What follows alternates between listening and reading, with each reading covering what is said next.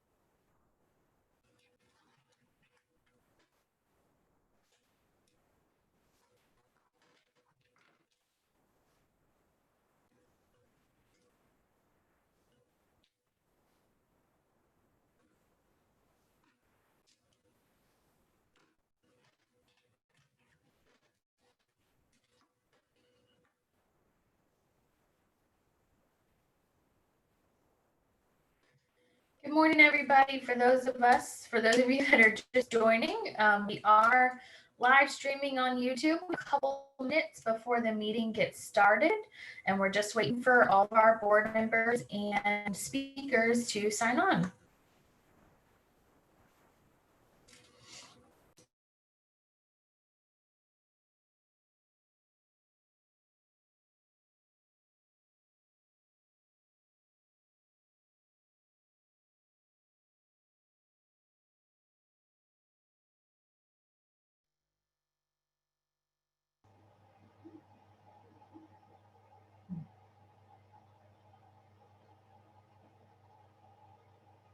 Good morning. Good morning, Dan. How are you? Thanks. Just making sure we can be heard and all and can hear. So that's great. Yes. We just to let those that are joining, we are live on YouTube.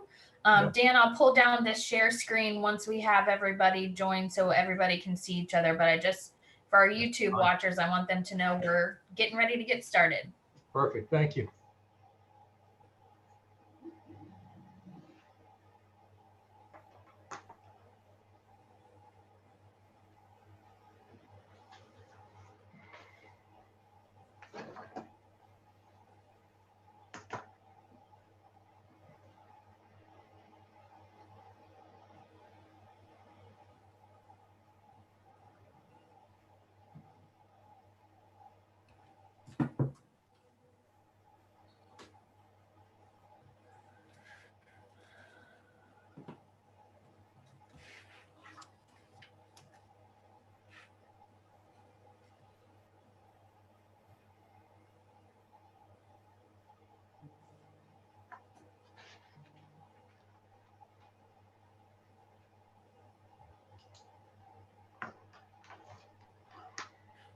Morning, everybody.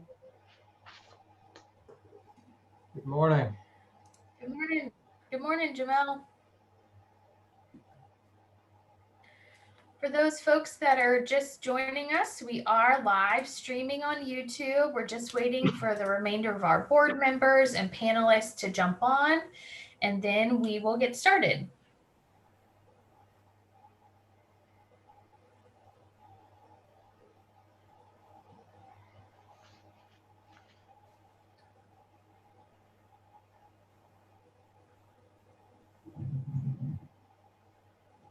Good morning. Hi, Sonia. How are you? I'm doing good. Good.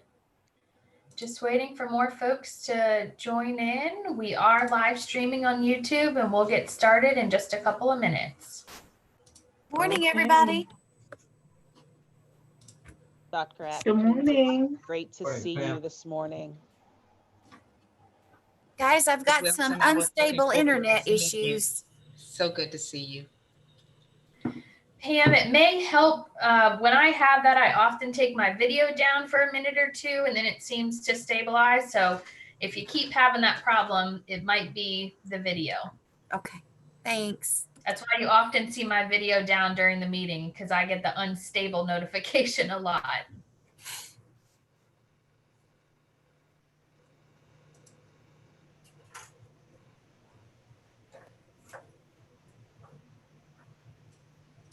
Good morning, everybody. We are live streaming on YouTube and just waiting for the remainder of board members and panelists to join us.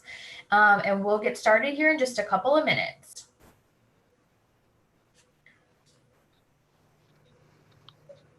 I see that Dr. Aldridge is on. Yes, he is. Dr. Aldridge, I don't know if you can hear me. This is Jamel Wilson. Just a quick note, I was able to participate in the Teachers in the Movement conference a couple weeks ago, and so wanted to thank you for that work and tell you how much I enjoyed it. Thank you for saying that. I really appreciate it.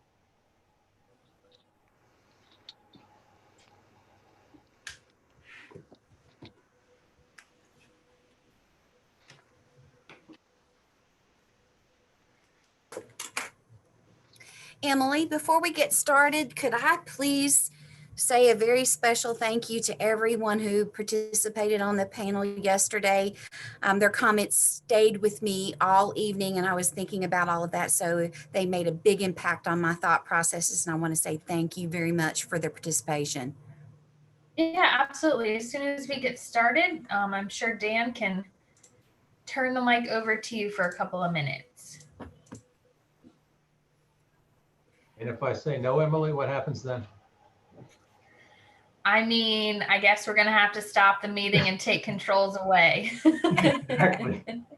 I do not want to take away from your agenda, sir, just any No, point in that's time. fine, Pam. Everybody Good. is looking well.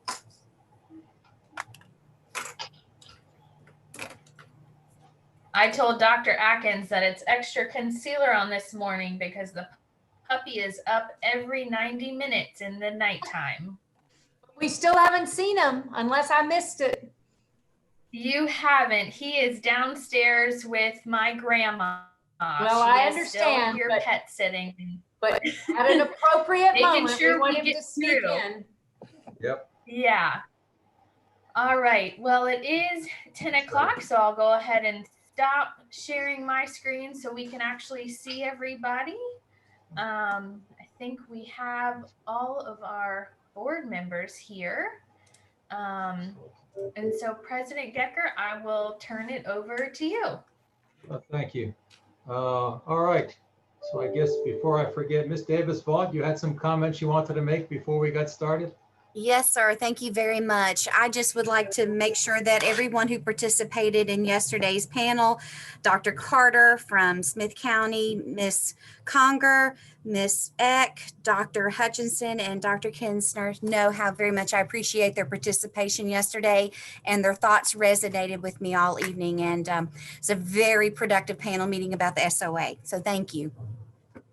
Thank you for those comments and thank Dr. Pexton for her more than able leadership of that committee and the work that's getting done there. It's really a pleasure to see how a well-organized committee runs. So thank you, Keisha. All right, we're going to call the meeting of the Board of Education to order. Seems like just yesterday we did this, so it's good to be back. First, a roll call of the board members. Ms. Davis-Vaught. Present. Dr. Duran. Present. Ms. Holton. Present. Dr. Mann.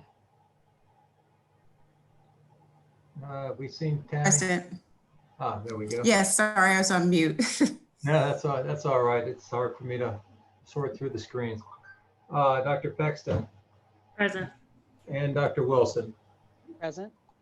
Great. First order of business then is approval of the minutes from the July 22 and 23 meetings of the board. Has everybody had a chance to read them? And if so, is there a motion to adopt them as drafted, or are there any changes or corrections desired? A move to adopt the minutes. Thank you, Dr. Duran. Is there a second? I'll second. Thank you, Ms. Davis-Vaught. Roll call on all votes. Ms. Davis-Vaught, Aye. Dr. Duran, Aye. Ms. Holton, Aye. Dr. Mann, Aye. Dr. Pexton, Aye. Dr. Wilson, Aye. and chair votes aye. I will tell you, it will be none too soon that we get back to meeting in person. This is still a relatively awkward way to run a collegial meeting. Because we are virtual, we have a few things we want to say. Our meeting today is being streamed live on the VDOE YouTube channel and on the board's public meeting webpage. We'd like to welcome those joining us on the live stream from across the Commonwealth. A couple of things to note about our virtual meeting. One, the board accepted written public comment for this meeting. All comments that were received by 5 p.m. yesterday have been uploaded to our meeting webpage. Comments received after 5 p.m. will be provided to the board in a timely manner and posted on our meeting webpage. Two, for our YouTube watchers, the chat feature is disabled as it is not monitored by staff. The best way to contact the board is via email at BOE, that's like Board of Education, at DOE, like Department of Education, .virginia.gov. Since we are meeting virtually, as I noted before, there is a need for a roll call vote for each item. The staff asks that you speak clearly so that they can accurately capture your vote for the meeting minutes. Okay, that having been said, I will say that the amount of public comment we received was fairly substantial this time on a variety of different topics. I've had an opportunity to look through all of them, as I think most of the board members have by this point. We certainly appreciate the clear and concise discussion that we see in those emails regarding the important topics of our day. We got a lot about one of the topics for today, the African American History Education Commission, quite a few about reopening schools, and a number on the proposed changes to governor's school admissions policies. So thanks to everybody who participates with us in that way. The consent agenda, is there a motion to motion to approve the entire consent agenda, or is there a desire to remove one or both of the items for discussion? So Motion moved to approve. Okay, I heard Dr. Duran motion to approve, and I didn't see the second. Tammy Mann, second the Thank you. motion. Thank you, Dr. Mann. All right, vote on that. Ms. Davis-Vaught, Aye. Dr. Duran, Aye. Ms. Holton,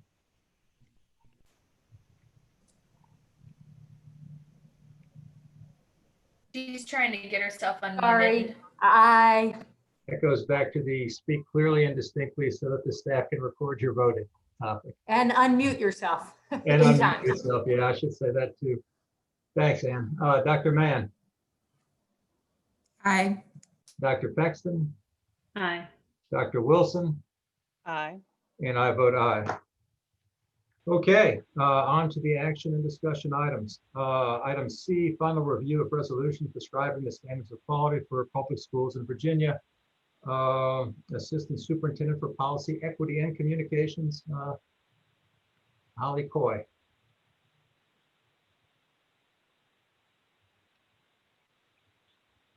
Holly, are you there?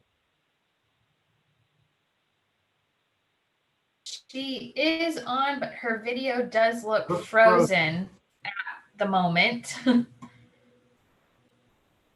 So she may be having some Good- connectivity Good morning, issues. guys. Can you hear me now? There she is. Yeah. Wonderful. Sorry about that. We've got 3 layers of mute here. Well, good morning, President Gecker, Dr. Lane, and board members. This morning, as President Gecker mentioned, I have the pleasure of presenting Agenda item C to you, which is the second review of the resolution prescribing the standards of quality that you adopted last fall.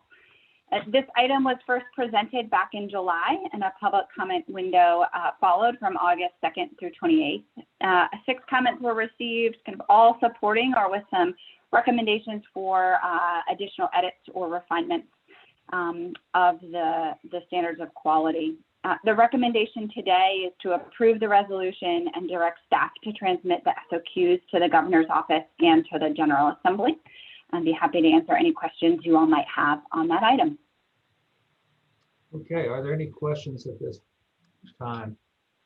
Yeah, I will note again, just for people watching, that these SOQs are the same as we prescribed last year, fulfilling the constitutional mandate of the board to prescribe SOQs from time to time.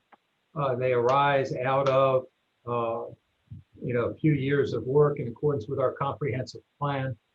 Although invariably the press will report this as an issue of dollars, in fact, the standards of quality prescribed by the board represent slight changes in policy, in particular, an acknowledgement of how important teachers are to eventual outcomes. The SOQs, if implemented, would provide poorer school divisions with the ability to hire more experienced teachers and also provide a system of teacher mentorship as well as principal mentorship as we move forward. All important things in terms of changing the outcomes for the children in the Commonwealth. With that as a summary, is there any discussion of the SOQ item? If not, is there a motion to adopt the resolution and move this on to the legislature? So moved, So moved. President Gecker. Thank you, Dr. Wilson. Is there a second? Second. Thank you. Was that Ms. Holton? Yes. Thank you. Yeah. All right, roll call on this. Ms. Davis-Vaught, Aye. Dr. Duran, Aye. Ms. Holton, Aye. Dr. Mann, Aye. Dr. Pexton, Aye. Dr. Wilson, Aye. and I vote aye. I will also say that, although we didn't get a lot of traction last year, we did make it through the policy committees last year. We didn't make it through the money committees. The SOQs to me still are, that is this version of the SOQs, the marker for the future. And I firmly believe that as time goes on, the concepts embodied in these SOQs will be adopted by the legislature. And as we said, when we started this work, it may take a decade to get to where we want to be, but I do believe that this marker is a good one, and that, as I said, legislative policy will bend toward it over time. All right, item D, final review of proposed state-approved textbooks for K-12 science. Dr. Peterson. Good morning, and I'm going to go ahead and share my screen. And can you all see the PowerPoint? I cannot yet. I can see it. It's coming up now. Yeah, now I have it. I'm in New Kent, and we're a little slow out here in terms of delivery and service. Good morning, Mr. Gecker, members of the board, and Dr. Lane. My name is Ann Peterson, and I am Science Coordinator at the Office of STEM and Innovation. I'm here today with the VDOE Science Specialist, Myra Thayer, and Gregory McDougall to present feedback on the public comment review process and allow for a final review by the Board of Education on the proposed state-approved textbooks list for K-12 science. It is the responsibility of the board to approve textbooks for use in Virginia public schools. These approved textbooks align to the state's academic standards and are one resource that divisions may use when providing science instruction. The current list of state-approved science textbooks was approved by the board in 2012 following the adoption of the 2010 Science Standards of Learning and Curriculum Framework. In September 2018, the Board of Education approved the 2018 Science Standards of Learning and Curriculum Framework. These standards and the curriculum framework were revised to provide students opportunities to engage in deeper learning through allowing greater student ownership in the discovery process and to provide opportunities for place-based learning. Place-based learning allows teachers to construct lessons that reflect the culture and community of the division, thus making science more relevant and accessible to students. Local school divisions are expected to fully implement the 2018 Science Standards of Learning during the 2022-2023 school year and are awaiting for a board-approved list in order to adopt and purchase necessary textbooks. In July, the Department of Education brought to the board a list of proposed science textbooks for initial review. A 30-day public comment period was advertised through a superintendent's memo, teacher direct, science update, and through Virginia science organizations to provide stakeholders an opportunity to view the proposed textbooks and to provide feedback to the Department of Education. At the request of the Board of Education, an additional level of scrutiny was applied to the proposed textbooks, allowing stakeholders to provide feedback on the textbooks using an equity lens. Today, the Department of Education is providing the board a summary of the feedback, both from the public comment and the additional equity review process, as the list of proposed K-12 science textbooks, in addition to the K-12 science textbooks list for final review. The 30-day public comment period allowed stakeholders the opportunity to review the proposed textbooks and to provide comments on these texts. The Department of Education received comments from 27 individuals in the state. These individuals reflected teachers, parents, and science leaders. A majority of these comments were positive responses to specific textbooks within a grade level. Comments overall were very positive, and with only one negative comment concerning an older version of the proposed digital text. At the request of the Board of Education at the July meeting, the science team also conducted an additional review through the lens of equity. To begin the process, statements were generated. Whoops, sorry. I have 3 screens going on. My neighbors say I look like a NASA station here at home. At the request of the board meeting in July, we did the review through the equity lens. To begin the process, the statements were generated that focused on both equity and the VDOE vision for science instruction. These statements were reviewed by our Board of Supervisors and, upon approval, were placed in a survey that allowed reviewers to respond to the statements using a Likert scale. Opportunity was also provided to allow more in-depth comments. The survey statements can be found in Agenda Item Appendix D. Once the survey was constructed, the VDOE team sought participants to conduct this review. The textbook review team that was part of the initial review, Institutes of Higher Ed, to include education and equity personnel from Virginia Commonwealth University, the College of William and Mary, and the University of Virginia, and science supervisors from Norfolk, Richmond, and Greensville were asked to be a part of this process. 23 people were willing to conduct this extra layer of review and submitted a total of 162 responses. I would personally like to thank those reviewers in taking time to provide feedback on this, particularly during this time of year when divisions and teachers are working so hard to implement instruction at the onset of a new academic year. Their responses can be found in Appendix G. The equity statements are provided on this slide. The goal was to align the statements to the Virginia instructional vision, the science instructional vision that is built into the 2018 Science Standards of Learning. The first statement was there are opportunities in the textbooks for students to view themselves, their community, and their cultural backgrounds in science. The second statement, the textbooks provide opportunities for teachers to design instruction that allows for students to engage in authentic science experiences and allows all students the opportunities to do science and develop scientific and engineering practices. The third statement, the nature of science, reinforces the fact that science is an ongoing, collaborative, and society-driven endeavor that leads to the development and revision of scientific laws and theories. The textbook reflects the diversity of scientists and the impact of cultures involved in the development of scientific theories and laws, particularly those theories that are emphasized in the 2018 Science Standards of Learning. The final question was, would you recommend this textbook as a resource that teachers may use to address science content outlined in the 2018 Science Standards of Learning through the lenses of cultural, race, gender, and backgrounds of their classroom populations?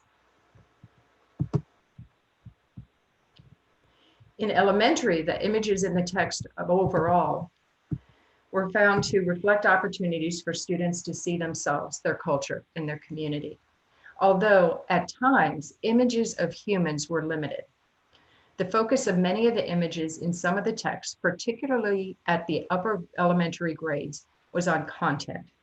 All texts provide opportunities for students to do science as they engage in scientific and engineering practices, and the nature of science was reflected in the books. However, this question was very difficult to address by some of the respondees because at lower grade levels, students are only introduced to the tenets of the nature of science as cognitively appropriate for that age level.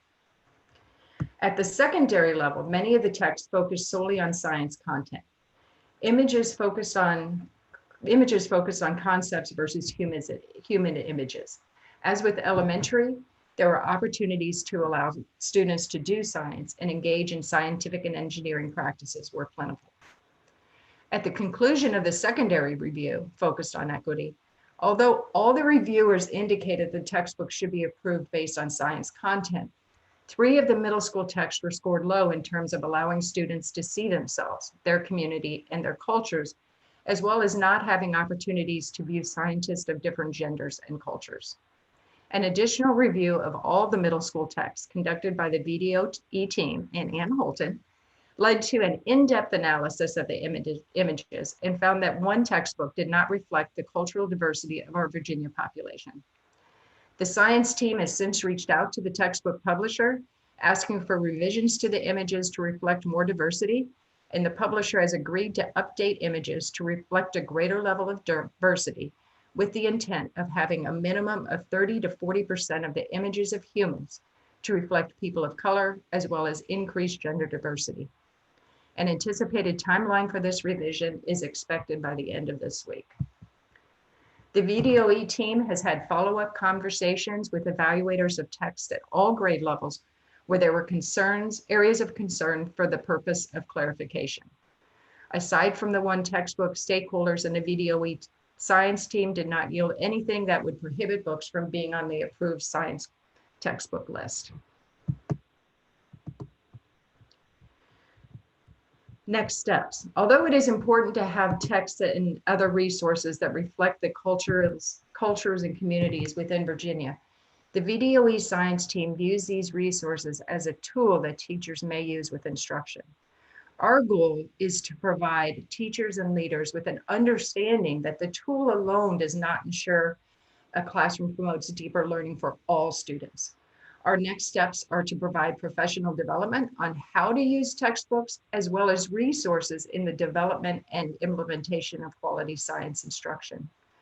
The quest for equitable science instruction for all students in Virginia must continue to be emphasized in all of our work moving forward. So thank you for your courteous attention and consideration. The Superintendent of Public Instruction recommends that the board receive for final review the attached list of proposed recommended textbooks for K-12 science. Are there any questions? Are there any questions? Ms. Holton? Thank you, Mr. President. I first want to thank Ms. Peterson and her team and the reviewers that she enlisted, particularly those from Norfolk and other school divisions who had a few other things on their plate in the last couple of months, but who have really gone to extraordinary ends to review all of the proposed science textbooks in light of the feedback we gave to them at our meeting in July, and have just done an extraordinarily thorough look at all of the proposed textbooks through an equity lens. And as Ann Peterson said, most of them had done a great job of presenting science through enabling students of all backgrounds to see themselves as scientists. and to feel engaged in the work of science. We did the review that Ms. Peterson led did identify several textbooks that needed further scrutiny, and one in particular that we felt just really was not acceptable. There weren't a whole lot of pictures of people at all, and that's okay. The science content was prominent, but there was some attention, especially in 6th grade. There should be some attention to introducing young people to careers in science. And there were a number of exemplars, and it was frankly unacceptable in the diversity of the sciences presented in that textbook. There were no identifiable people of color among the scientists that I could find. There were a handful of women, but we know that our textbook publishers can and will do better with our encouragement. And so I would like to propose that the board consider approving the textbook list with that one exception, and it is the Virginia Elevate 6th grade textbook that needs revision. The good news is that Ms. Peterson has reached out to the publisher and they are eager to make those revisions.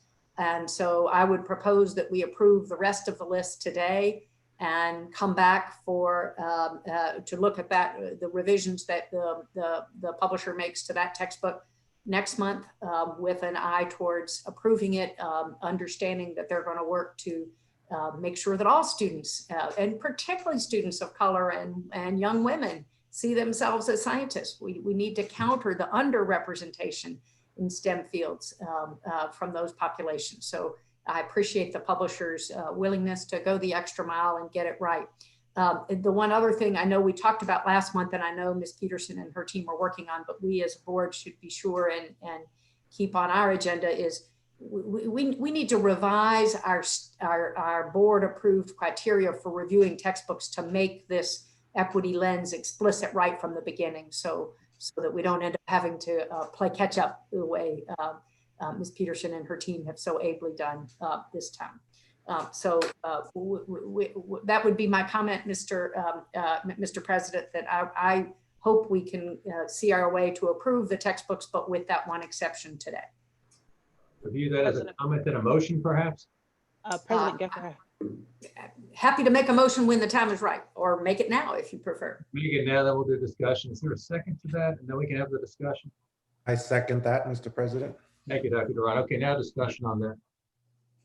President Gecker, I have a question for both Dr. Peterson and Ms. Holton. So Dr. Peterson, I think I heard you say that the company has agreed to come back by the end of this week with a timeline for when they would make the revisions, not necessarily with the revisions completed by that time.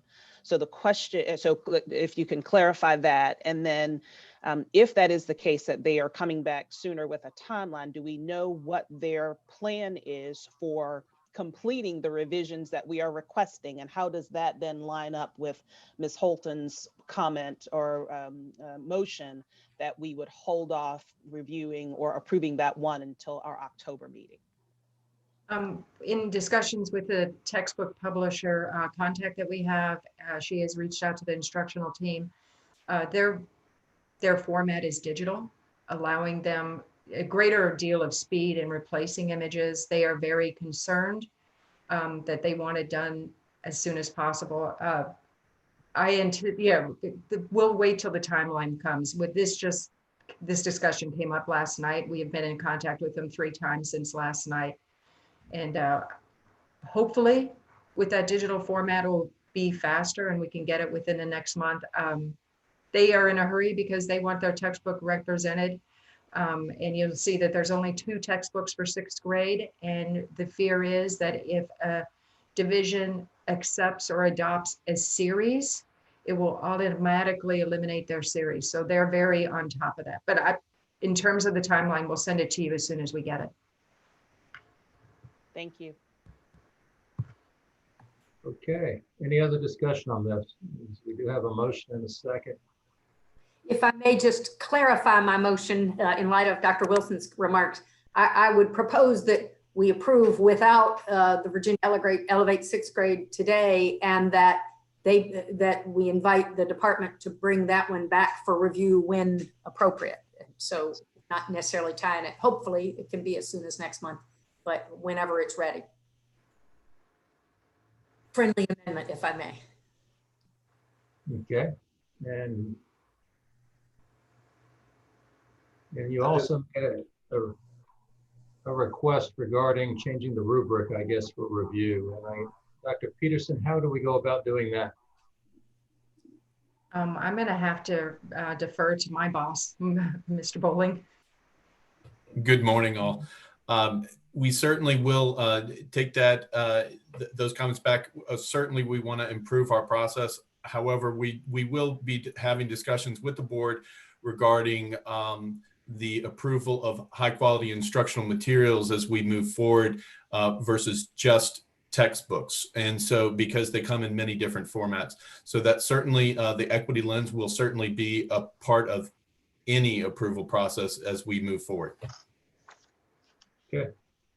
But Mr. President, if I may, Michael, it's my understanding what you all shared with us last month, that we do have a document that is, I think, board approved, that is the criteria that we use for textbook approval, and that there was nothing in it explicitly with an equity lens. And so isn't that, there is a document that formally guides the process, and shouldn't we be pulling that up, and what do we need to do?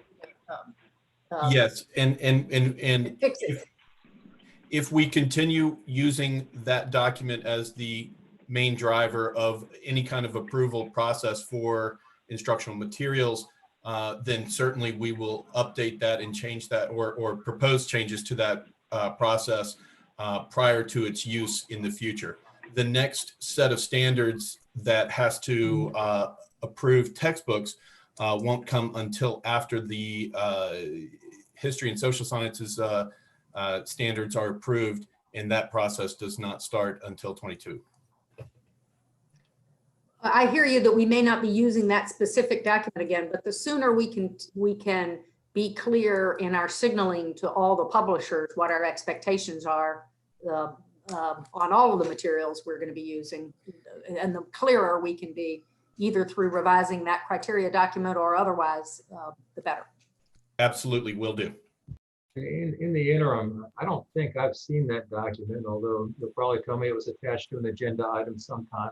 But would you mind sending the rubric to the board just so we have it in front of us, and let's put together a timeline for making changes to it, rather than just putting it on hold until 22, if that's all right.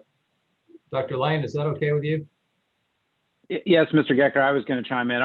Our plan is to have this new review process to you well before the history and social studies standards are completed. And so I think you can count on that being in the first part of the new year, but we'll put together a timeline for next month. Okay, thank you very much. All right, we have a motion and a second to approve all but one. Again, by roll call, Ms. Davis-Vaught. Aye. Dr. Duran. Aye. Ms. Holton. Aye. Dr. Mann. Aye. Dr. Pexton. Aye. Dr. Wilson. Aye. And I vote aye. Okay, thank you very much, Ms. Peterson, or Dr. Peterson. Thank you. Okay, item E is something we've all been waiting for, the report from the Governor's Commission on African American History Education in Virginia. As the agenda item notes, the commission was formed by Executive Order 39 on the 24th of August of 2019. So to have as complete a report before us as we do today is sort of light speed for any commission. So we are all very impressed and would like to know how you did it. We have with us as presenters Dr. Rosa Atkins, who was Commission Chair and Superintendent of Charlottesville City Schools, Dr. Cassandra Newby-Alexander, Commission Co-Chair, and I believe chaired the Standards Review Committee, and she's Dean of the College of Liberal Arts and Professor of History at Norfolk State, and Dr. Derek Ulrich, Co-Chair, Professional Development Committee, and Professor of Education and Director of the Center for Race and Public Education in the South at the University of Virginia. So welcome to the three of you, and we look forward to hearing from you. Thank you. Dr. Lane, board member present, President Gecker, thank you for having us. We appreciate you allowing us to present before you today. And the speed at which this was done came because of many late nights, long days, and long weekends. So we appreciate being before you today. Thank you. I know they're pulling up the slides now. Thank you. On August the 25th, 2019, Governor Ralph Northam signed Executive Order 39 establishing the Commission on African American History Education. The commission was tasked with thoroughly examining the K-12 curricula in order to improve the way African American history is taught in Virginia schools. Commission members included university professors, school superintendents, historians, school board members, faith leaders, teachers, and many other critically important perspectives. The commission began in fall of 2019, and over the course of the following year, met 7 times. And the commission was intentional in selecting locations in different parts of the Commonwealth so that all perspectives could be represented. Subcommittee members met in between the 4 commission meetings to develop draft recommendations. This is a historical moment that has been given to us, a unique opportunity to reaffirm our commitment to breaking down monumental inequities and to tell a truer, better, and more honest Virginia history story.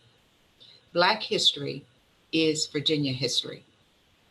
Ultimately, the Commission's recommendations will help Virginia students develop a comprehensive understanding of the African American voices that contribute to Virginia society.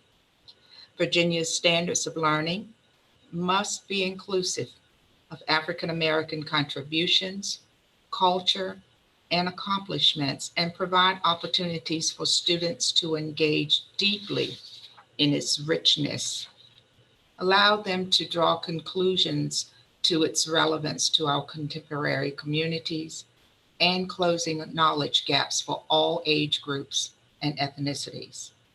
As students are presented with this history, they will wrestle with the ways in which Black and Brown Virginians were disenfranchised, marginalized, and oppressed from the time of the first African American arriving at Old Point in 1619.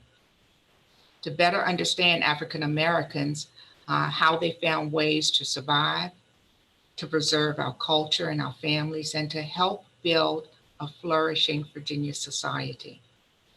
We believe that the recommendations made by the Commission will result in curriculum changes that allow Virginia students to thoroughly examine and directly combat systemic racism in the Commonwealth's history in order to work towards a better society and better educated citizens and a better Virginia. Students will be educated to appreciate the fact that African Americans have made valuable contributions to society in Virginia and the United States.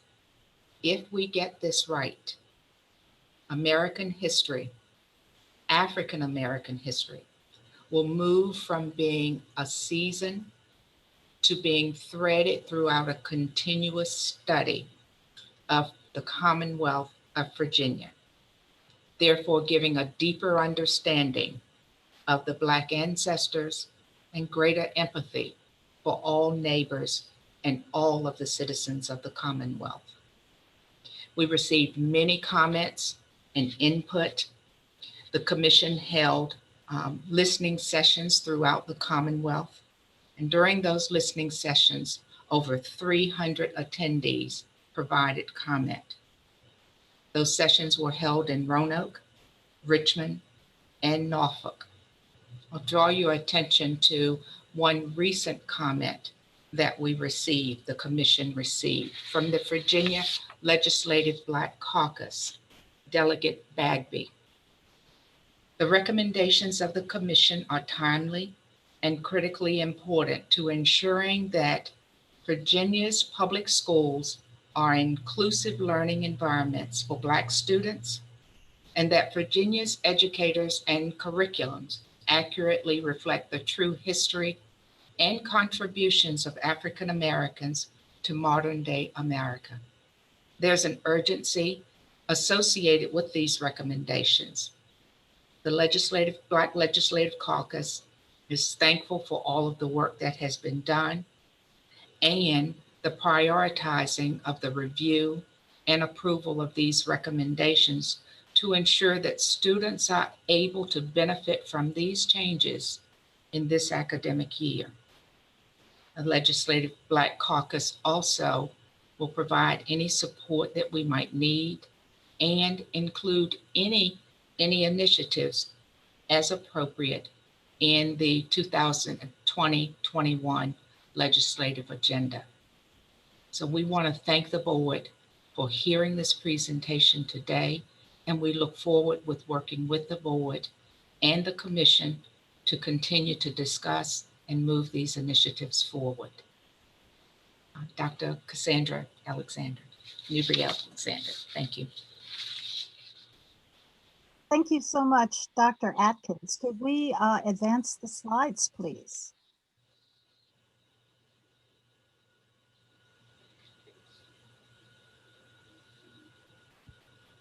Thank you so much. To the next slide.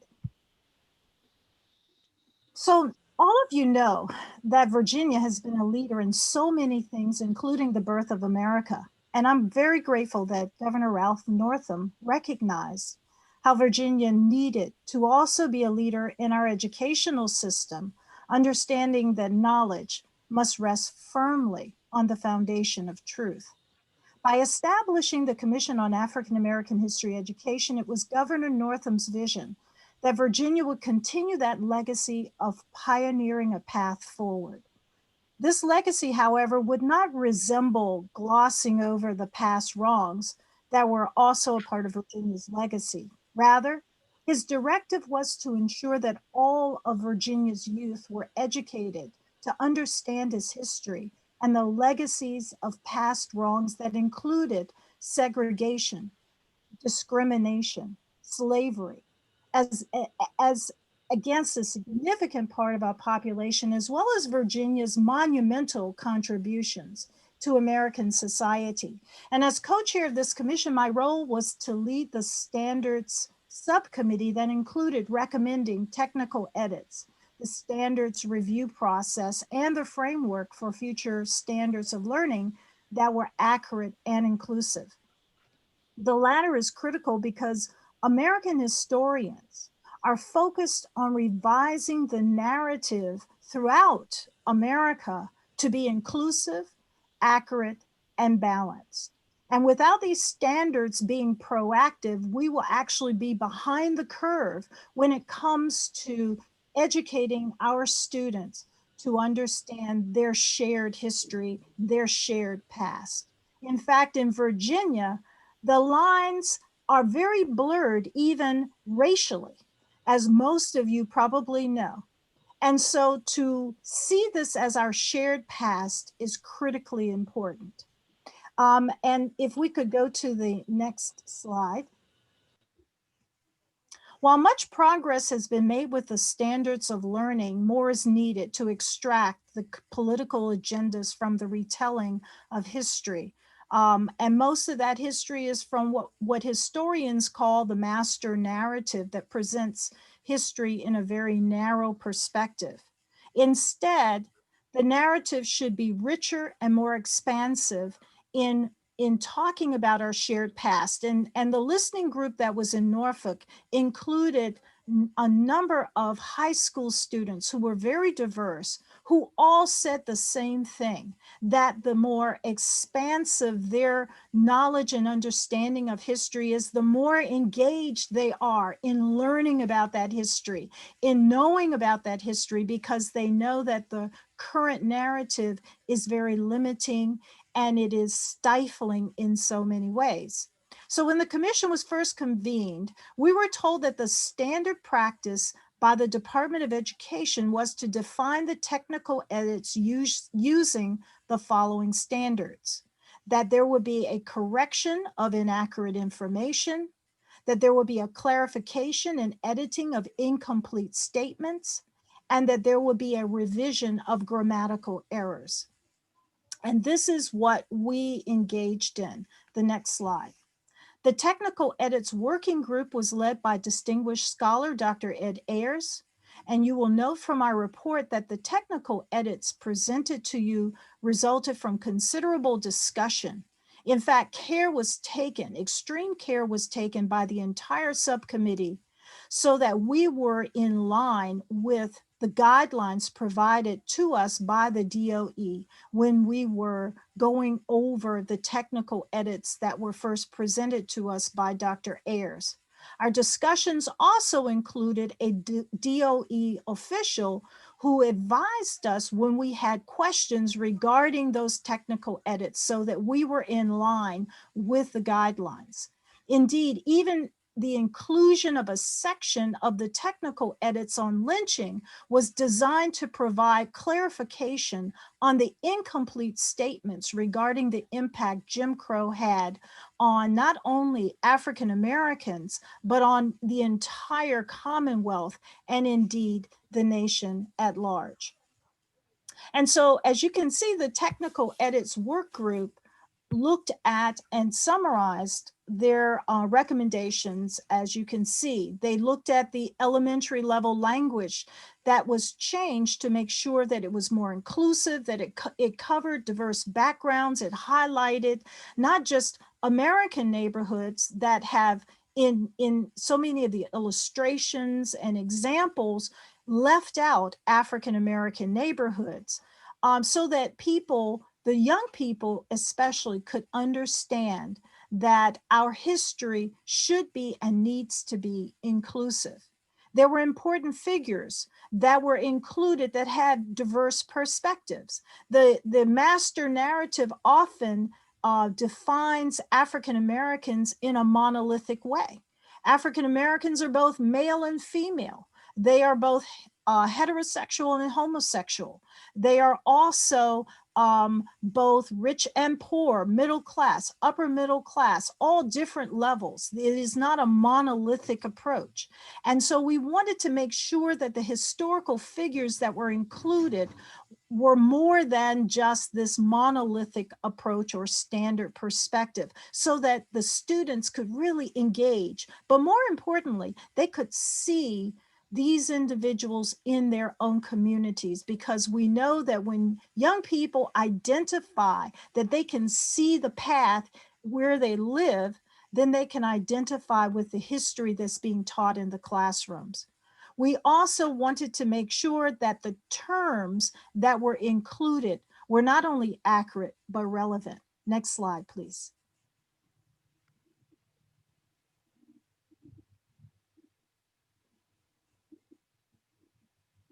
If we could go to the next slide, that would be helpful.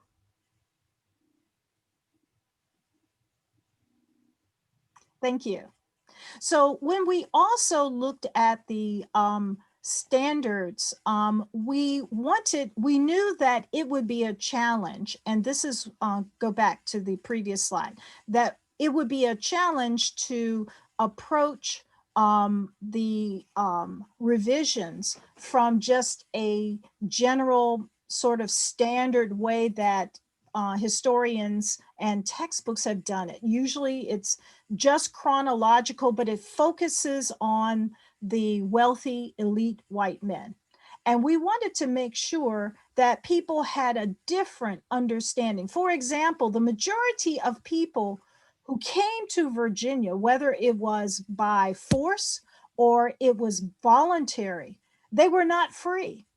And to talk about freedom from the various lenses was critically important, and it would help people to understand their true history.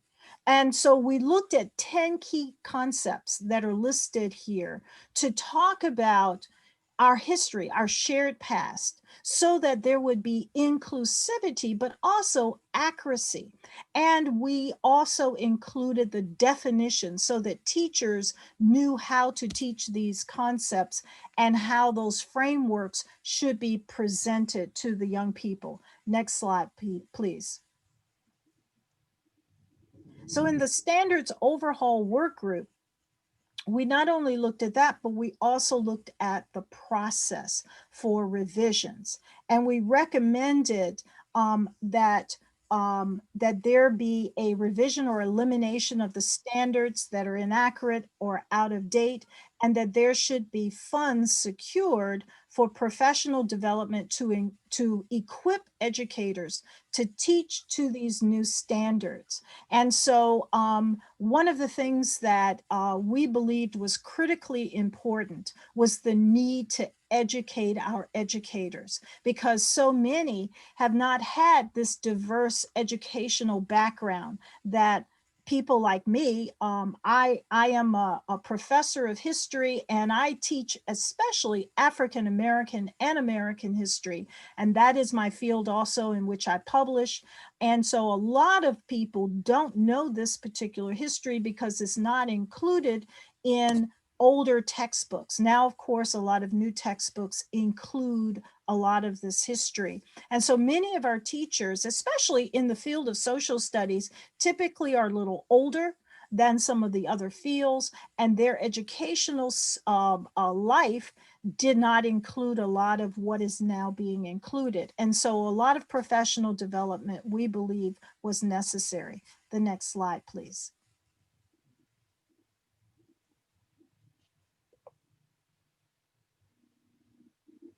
The next slide, please. Did the slide advance, Dr. Newby? I'm sorry? Just wanted to make sure you all were seeing the slide. Yes, yes. So the process revision work group, which was also part of our subcommittee, pointed out there were things that we thought was really needed, and we made the following recommendations to expand the number of educators and external content experts, so that rather than there be a reaction to the standards already developed, that at its inception, that the development occur. And we feel that this is critically important. And just on a personal note, I've actually reviewed the standards after they were already developed. And I had so many comments that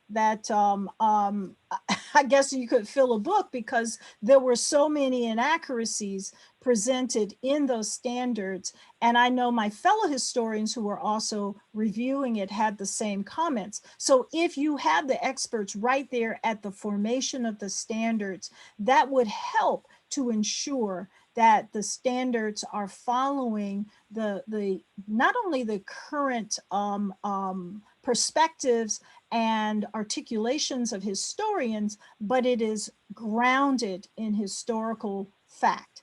The other thing is we wanted to make sure, or we recommended that there be a steering committee comprised of external content people who would, and practitioners who would review and revise the content recommended. And then to encourage outreach from parents, students, educators across the Commonwealth. We think it's critically important because many parents don't know this history either. And so it is an opportunity for them to learn and to grow as well.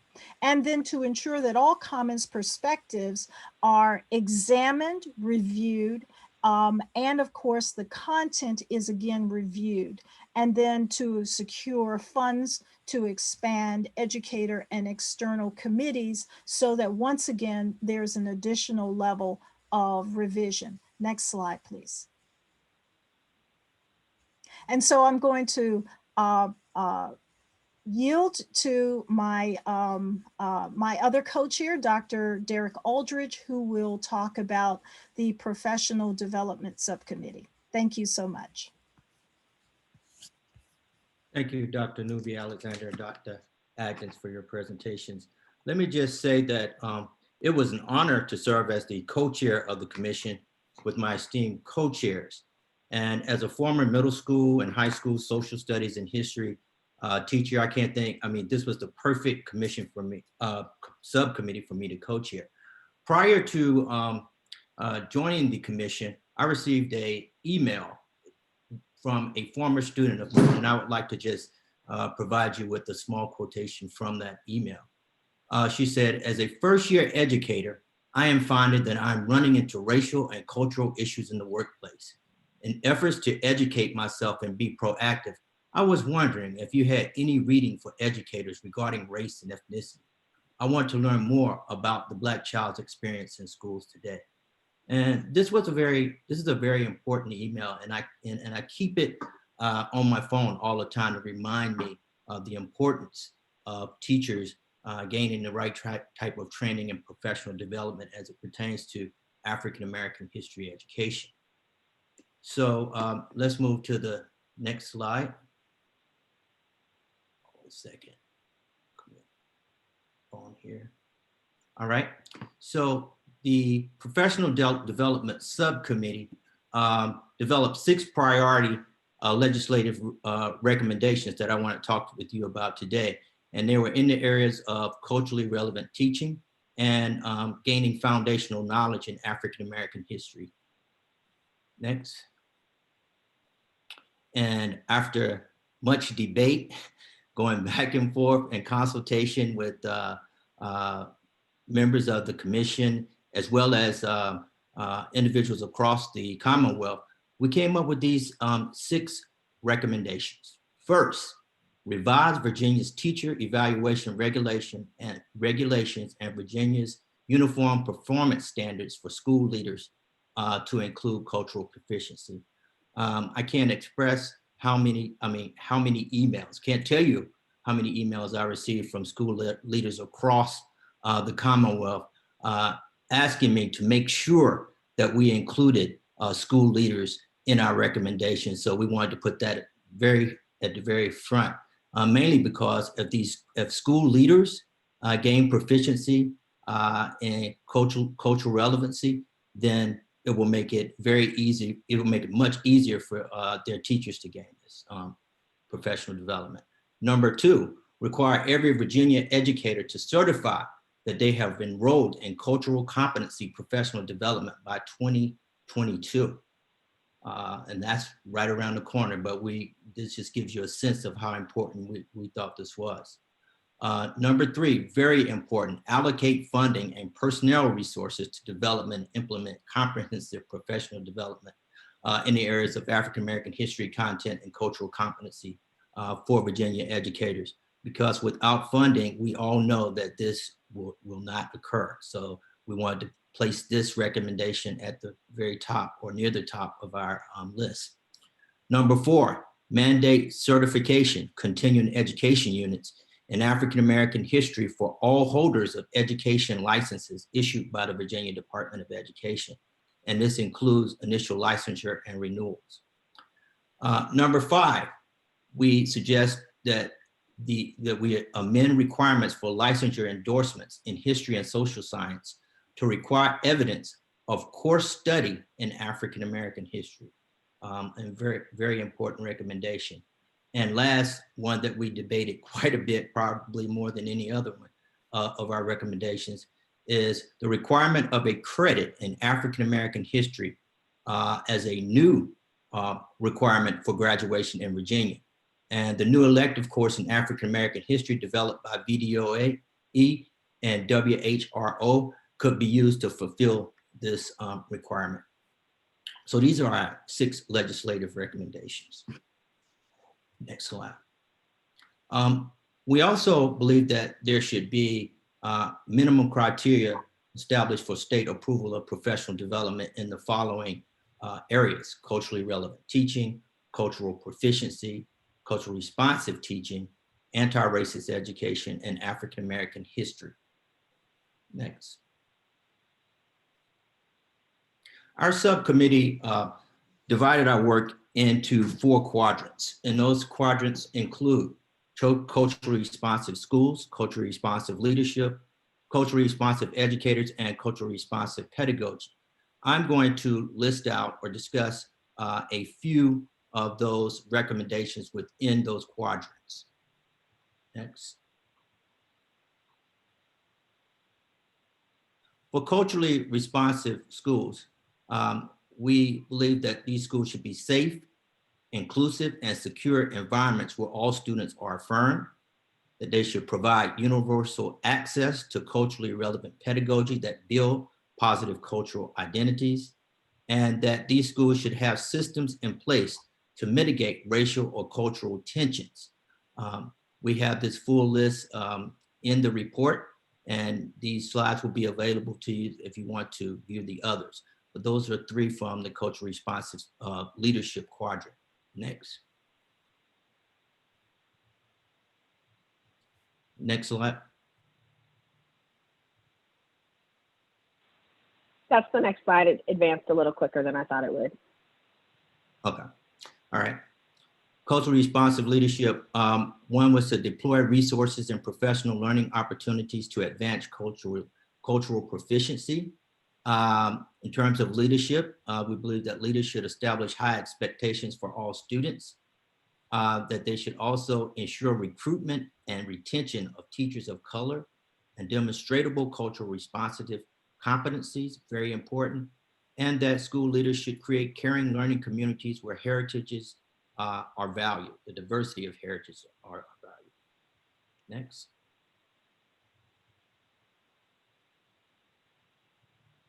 For culturally responsive educators in this quadrant, we put forth the idea that culturally responsive educators should reflect on their own cultural lens, not just on the cultural lens of their students, but their own cultural lens in their pedagogy, that they should model high expectations for all students, and that they should recognize and redress bias in the system. And I also would like to state that we also believe it's very important that they communicate in linguistically and culturally responsive ways. And we believe that the recommendations that we have put forth will help tremendously in this area.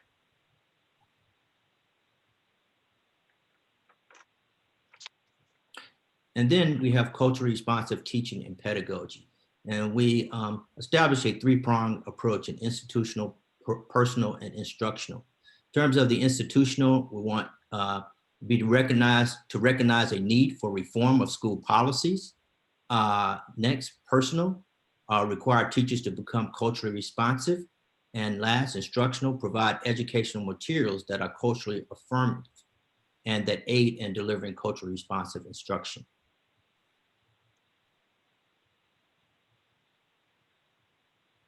Okay, next.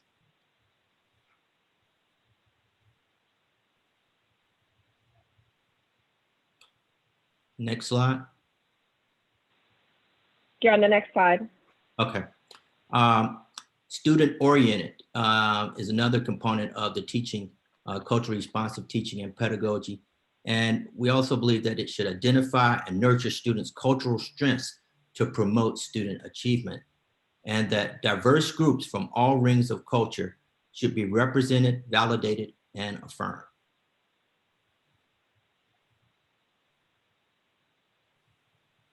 Okay. So some of the highlights from our general recommendations are to broaden the teaching pipeline to seek out and train a diverse group of teachers, very important. Develop models for training about implicit bias and culturally responsive pedagogy. And last, and would be to develop guidelines for culturally responsive teaching and culturally responsive practice in Virginia. And we have the other recommendations listed as well that you can view. And last, would like to end with the words of Ralph Ellison, which he said, "If you can show me how I can cling to that which is real to me, while teaching me a way into the larger society, then and only then will I drop my defenses and hostility, and I will sing your praises and help you to make the desert bear fruit, desert bear fruit." Thank you. Thank you to our co-chairs for your wonderful presentation. We appreciate it. We'd like to thank the board for allowing us to present to you today. And we will be here to answer any questions, Mr. Gecker, that you might have or any of the board members. Thank you very much. First, thanks to the three of you for being with us today and sharing with us the important work that you all have been doing. I think you know that next on our agenda is the beginning of the process of certain revisions and that the commission has recommended. But before I speak, I guess I'll open it to the board members. Anybody have any questions or comments? Dr. Duran? Yes. First, I just want to say thank you, Dr. Atkins, Dr. Aldridge, Dr. Nubia Alexander, for a great presentation. It's time that we are addressing this, and I'm glad that your leadership has done that in a very quick way. You know, African-American history is American history, and we need to be teaching it that way. Traditionally, it's been limited, as you talked about, I'm sure in your committee, to slavery or civil rights area only.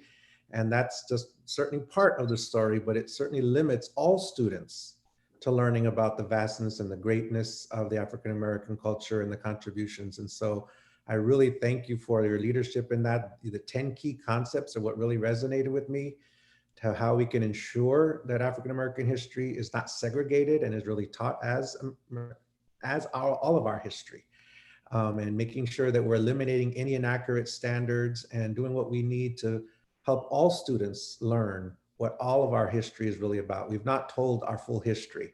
And so what you have done and the work you've done has helped put us on that path here in Virginia to be able to tell everyone's history and not limit it to certain portions or parts that people have felt comfortable to share, and not recognized and valued all the parts that should have needed to have been shared all this time.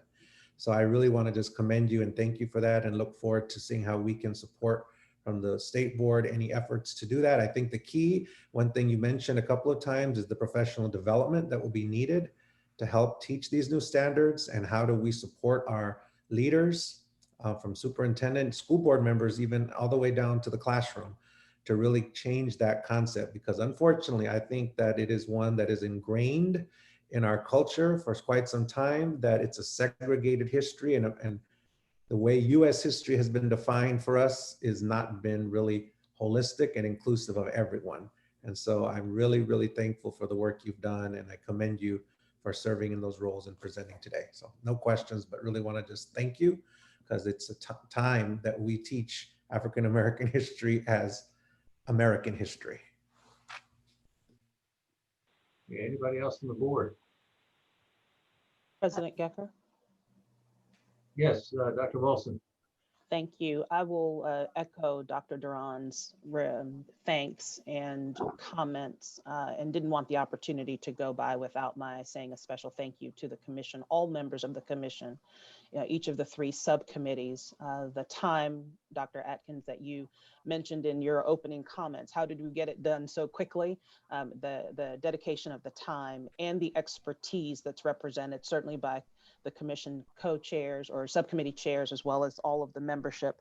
And I have been spending a bit of time walking through the report itself, and am very thankful and appreciative of the work that's represented there. So that's all I have, President Gecker, just a thank you. Thank you, Dr. Wilson. Ms. Holton, did I see you beginning to speak? Yes, thank you. Yeah. I echo the thanks to the commission members and the chairs with us today. Thank you all. You all have given us a lot to work on. Obviously, your recommendations, many of them go to the legislature and other entities, but a lot of them are directly within our purview at the board, and we're going to start working on them with our next agenda item today. Others of your recommendations will be relevant as we look at the history SOL revisions coming up in 2022, and as we wrestle with professional development, teacher evaluation, leadership standards in other contexts. So we will take these recommendations to heart over both today, but also in years coming. I'll just say on a personal level, I'm just, despite lots of effort to get things right, we're learning just how much we still have to do.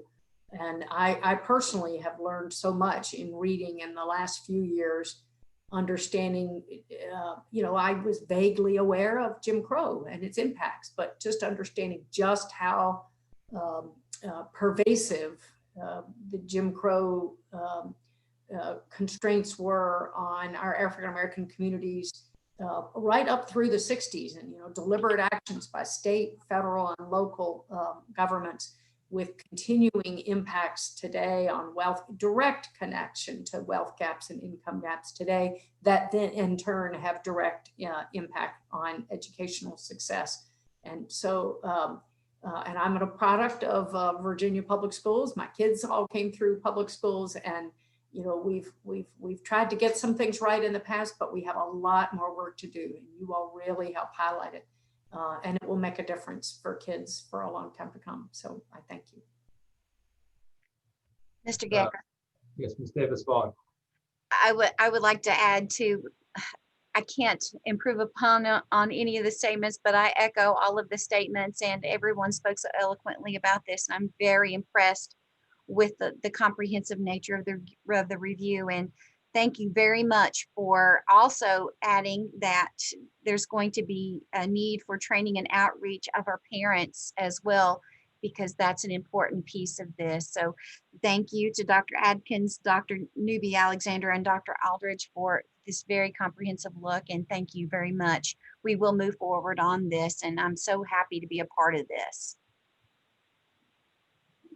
Any other comments, Dr. Paxton?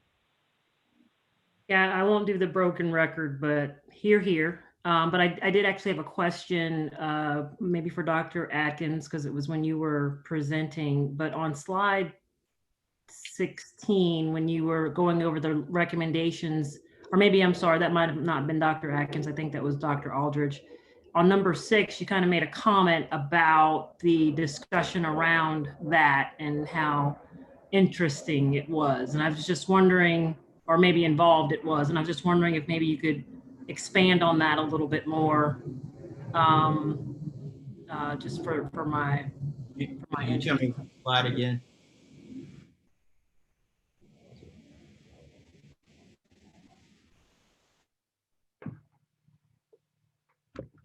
Okay.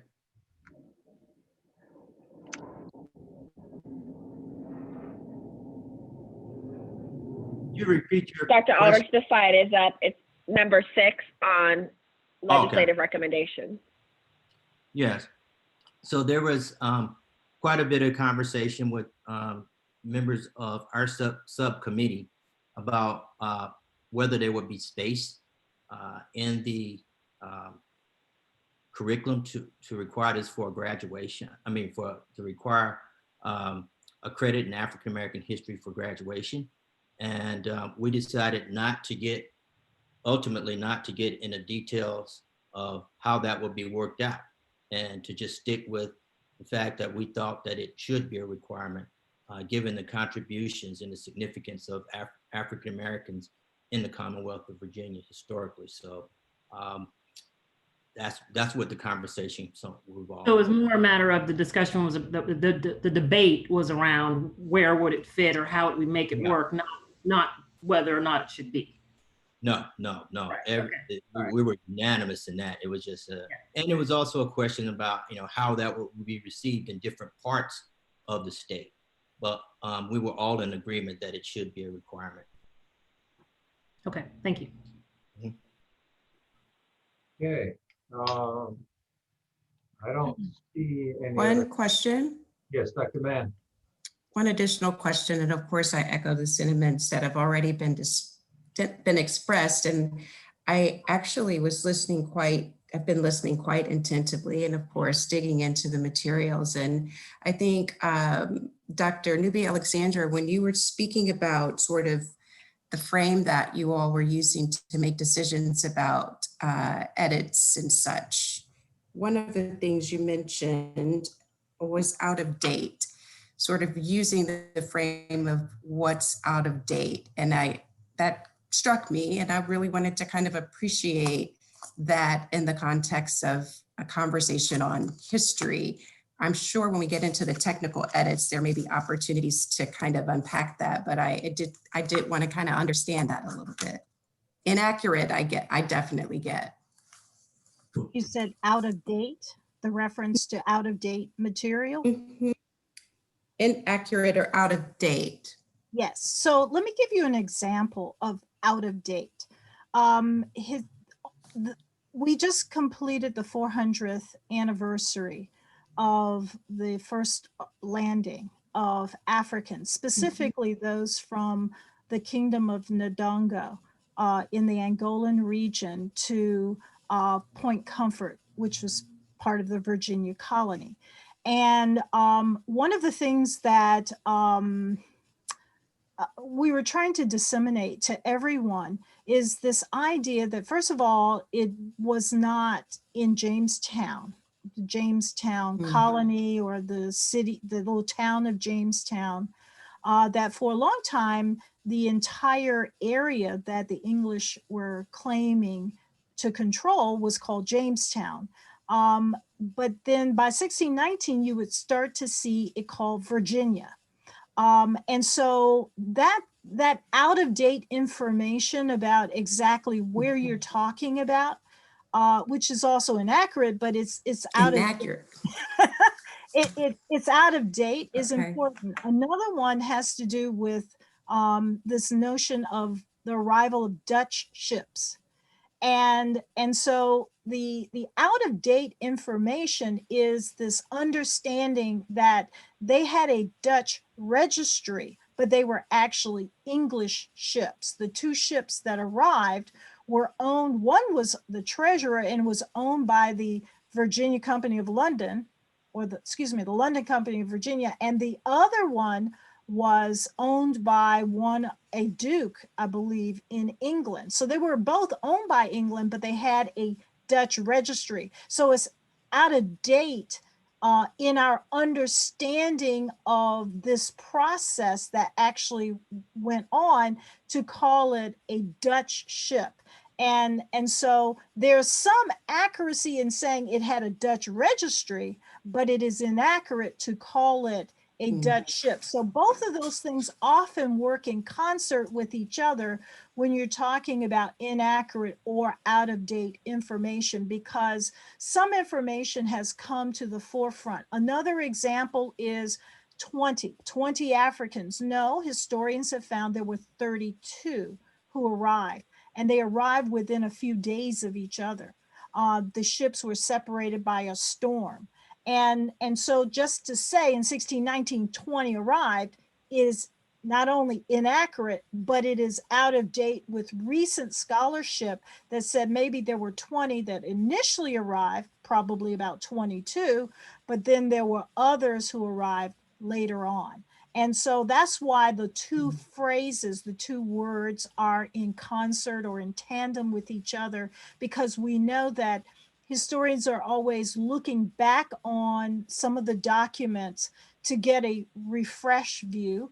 They're also pulling documents together that weren't there before, that, were scattered in different archives. For example, John Thornton and Linda Haywood did a real examination, not just of the English documents, but the Spanish documents and the Portuguese documents, to find that the original Africans were from the Kingdom of Ndongo.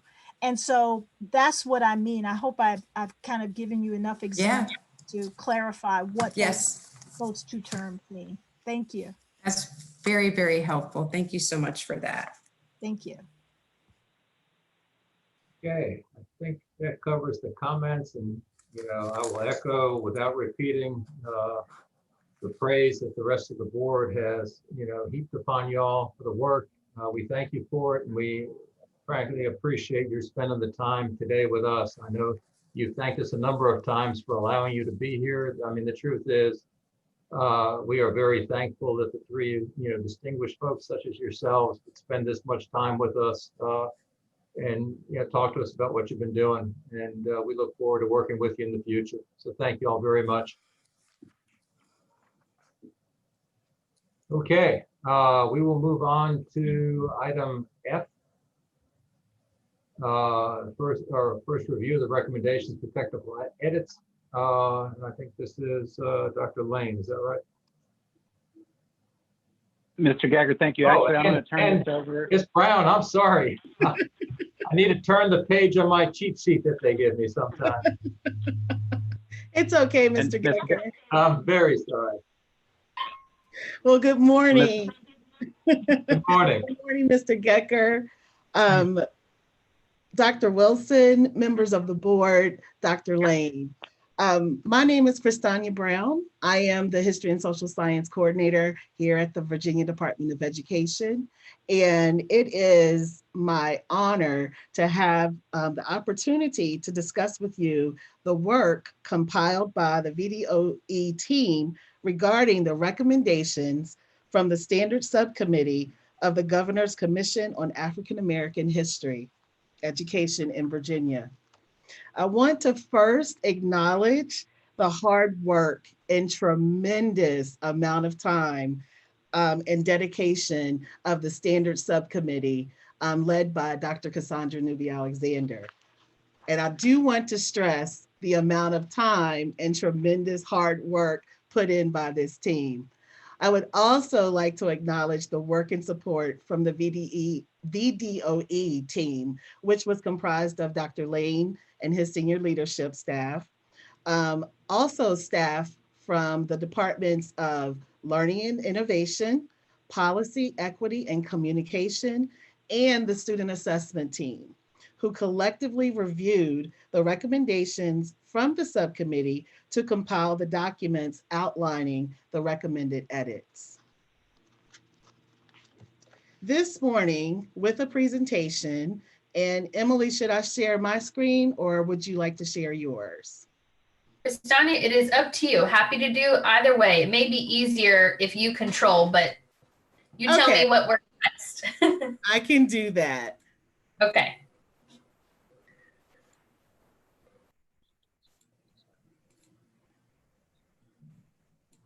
Can everyone see that? Yes, I think we can. Thank you. Thank you.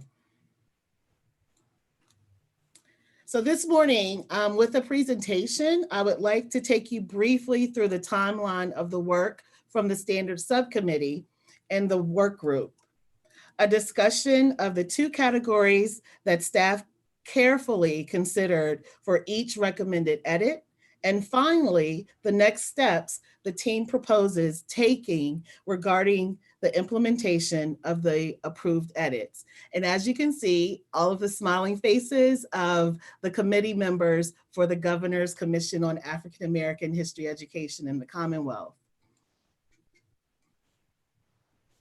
So the commission's work, as was stated in our previous presentation, began October 28th, 2019 at the University of Virginia. And I'm not going to read all of this to you because most of it was presented in the presentation before, but the committee members were divided into two self-selected subcommittees, one that dealt with standards and the other that dealt with professional development. The Standards Subcommittee work group, again, led by Dr. Cassandra Newby Alexander, were tasked with these three main points. And again, this is something that you heard in the previous presentation, so I won't go through all of those with you, but that same Standards Subcommittee did self-select into three work groups. One work group took care of looking at the process. Another looked at the standards reorganization or standards overhaul, as it was noted in the previous presentation. And then the third work group looked at technical edits. On this slide, you will see that this is the definition, or basically the charge that we gave the work group, technical edit work group, when looking at the curriculum frameworks. And we wanted to emphasize that edits or changes to the standard would need to go through an approval process by the Board of Education because the board approves the standards. That technical edits work group was led by Dr. Edward Ayers of the University of Virginia.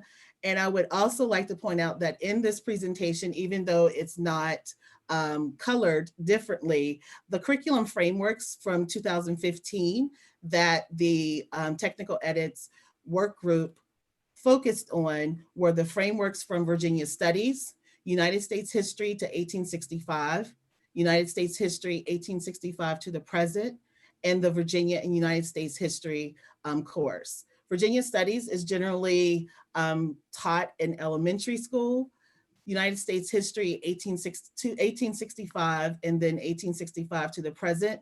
Those are generally taught at middle school, and Virginia and United States History is generally taught in upper high school.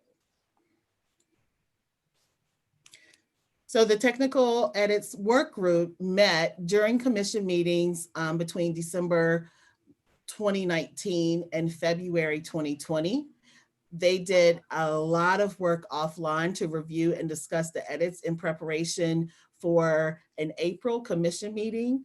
And then they presented their recommendations to the standard subcommittee in June of 2020. The standard subcommittee and members from the VDOE, of course, due to COVID, we met virtually with the standard subcommittee July 6th, 14th, 15th, and 16th. And they were gracious enough to take time out of their days, their evenings, to work on these documents, knowing how important it was to present, again, as Dr. Nubia Alexander said, a more inclusive history. So the standard subcommittee reviewed and approved the recommendations for the commission's final report, and that final report was presented to the governor August 1st, 2020.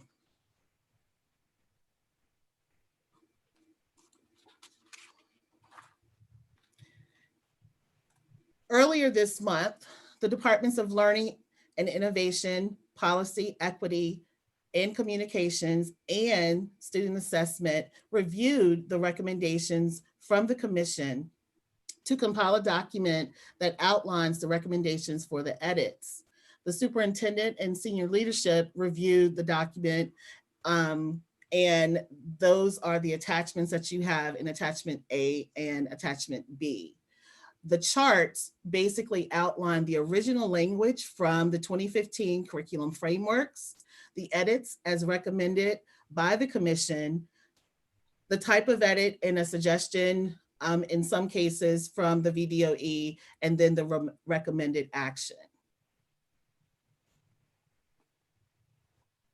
So spending a little time here, the recommendations outlined in the attachments organize those recommendations into two categories for board consideration. Category 1 from board decisions are edits to the curriculum framework. Category 2 for your consideration may be considered for the review and the revision process in 2022. They also outline substantive changes to the content or additions to the standards. But I do want to reiterate that department staff, based on guidance, may make additional changes that will incorporate recommendations that are currently in category 2 and moving them into category 1.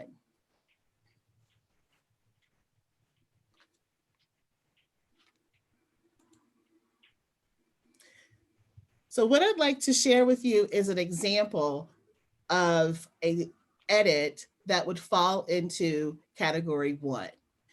What you see on your screen is the curriculum framework page from United States History to 1865. This particular standard deals with key individuals or the roles taken during the American Revolution. As you can see, there are key individuals listed in the standard. The standard itself reads,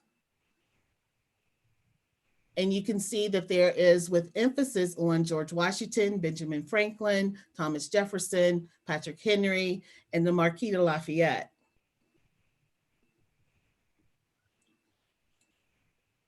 The edit recommended by the commission was to add key individuals, Crispus Attucks and James Armistead Lafayette. The curriculum framework content, the essential knowledge, does list other individuals such as King George III, Thomas Paine, Lord Cornwallis, and John Adams. So in fitting with the definition or the direction that we gave to the standards subcommittee, the addition of Crispus Attucks and James Armistead Lafayette fits in category 1.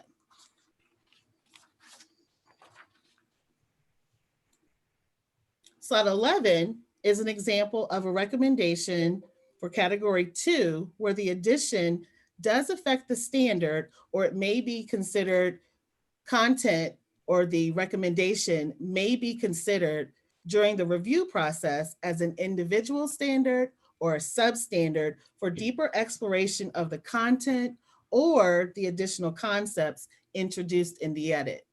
This particular standard is from high school, Virginia and US history. The recommended edit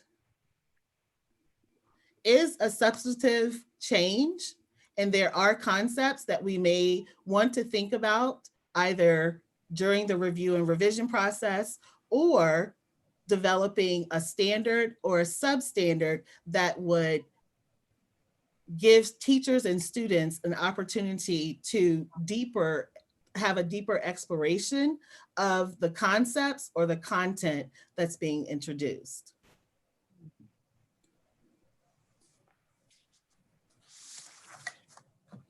So recognizing that the standards are approved by the board, it was necessary to place these recommendations into one of 2 categories. Again, I would like to reiterate that based on further direction, the department staff may make additional changes that will incorporate the recommendations presented in category 2 to move them to category 1 and incorporate them in the present curriculum frameworks. So what are our next steps? With all of these different recommendations and incorporation into the curriculum frameworks, we heard earlier from the commission's presentation that there is a need for professional development and the development of resources. So our next steps would be to present to you next month curriculum frameworks, a strike-through copy so that you can see the actual frameworks and what is being either eliminated or changed or added.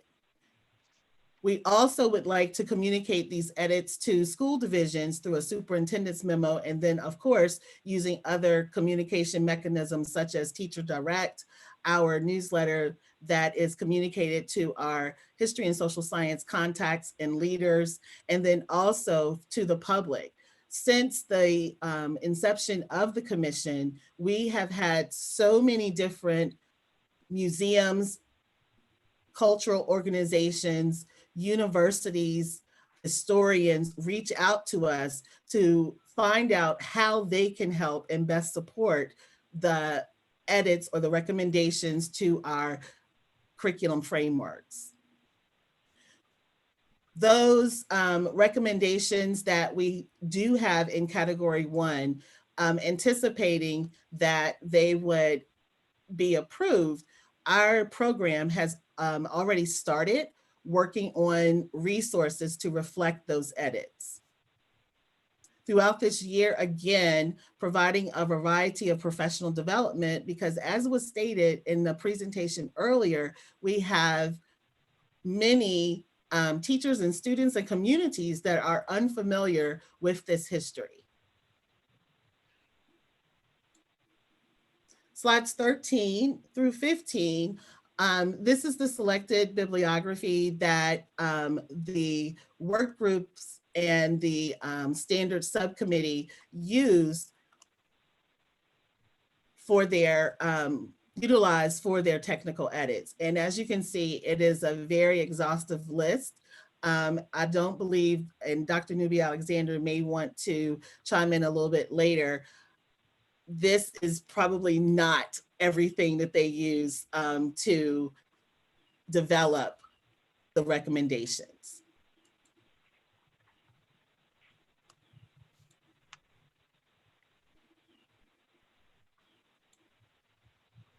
So I thank you very much for your time.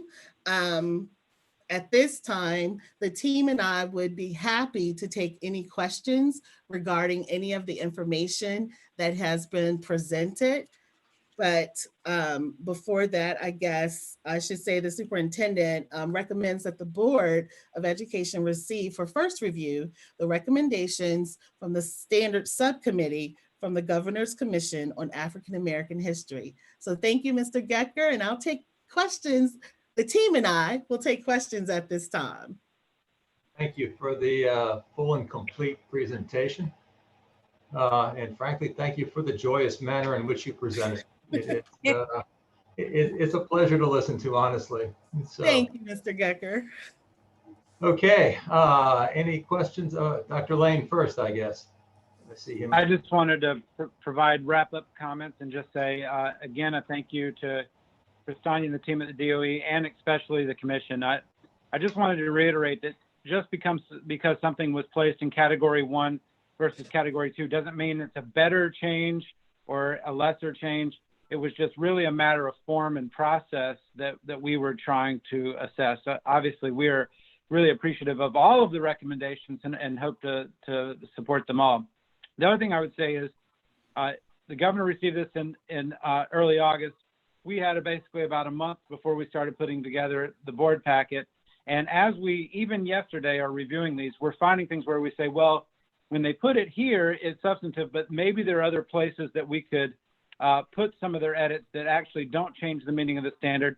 And between now and October, we'll continue to refine the product for you. And so I just wanted to add that piece. But thank you again, Mr. Gecker, for giving me a moment just to wrap up. And Kristania, amazing work. Thank you. Any other comments by board members? President Gecker, actually, Dr. Lane and Ms. Brown, thank you so much for all the hard work. I think the comment you just made may have clarified for me. So the department actually created the 2 buckets, or did the technical edits just come as one and they got grouped this way? And in order to sort of contend with where changes were going to best be dealt with, either through a technical edit or as content for a revision process because it substantively changes the standard. I really wanted to just kind of have that understanding clear in my head as I look at this. The 2 categories that have been created were developed by the department. And frankly, even in category 1, there's probably a broader definition of technical edit being applied than the board has historically thought about when you offer the department the right to just make the changes to technical edits. Usually a technical edit is, factual inaccuracies and or grammatical corrections. But because of the number of changes, frankly, and that's part of our review over the last month, we're talking about dozens of pages that we've been working through each one. Because of the number of them and the substance of them, and because of the precedent that the board has set historically, even though it's not in the regs or the code that you adopt frameworks, we felt like all of this work should be adopted by the board. And so we categorize this for you now in 2 categories, but again, we're continuing to refine our thoughts that maybe exactly where the commission put it made it a substantive change. But if we could, a great example of this might be where there's a standard on discrimination, but the edit that they made wasn't in that area, but it clearly addresses and clarifies the factual accuracies around discrimination.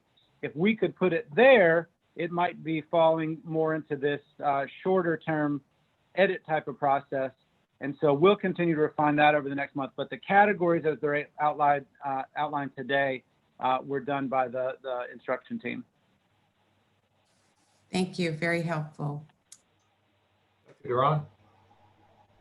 Thank you again, Ms. Brown, for your presentation, and I look forward to enthusiastically, as you presented, supporting this next month. One quick question, and can you just provide a little bit more clarity on the professional development? You indicated a variety of professional development will be happening. What are some examples? And then what is going to be an accountability measure for us and for VDOE to know that that has happened?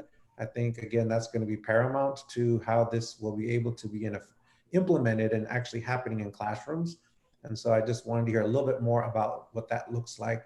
And also if you can comment on any partnerships or conversations you're having with our teacher preparation programs and how we can change some of what happens there as well. Thank you for that. Well, I'll take the first part, and maybe someone else on the team would like to talk about the accountability piece. And I'm very happy that our co-chairs and Dr. Atkins and Dr. Nubia-Alexander are still on the line, because we had many members of the commission, historians, professors, volunteer to do work with us to provide professional development. As a matter of fact, I believe it's next month, Dr. Nubia-Alexander, correct me if I'm wrong, she's going to be working specifically with the teachers who are involved with teaching the new African American history course and doing a short video with them where she will be sharing, basically teaching content relative to the landing of the first Africans in British North America. That particular session will be recorded, and that will be available for all of our teachers to be able to view, but it's going to be specifically for the teachers who are teaching in the new African American history course. For that course, we have 4 professors already lined up to teach content, because again, much of this content may be new to some of our history and social science teachers.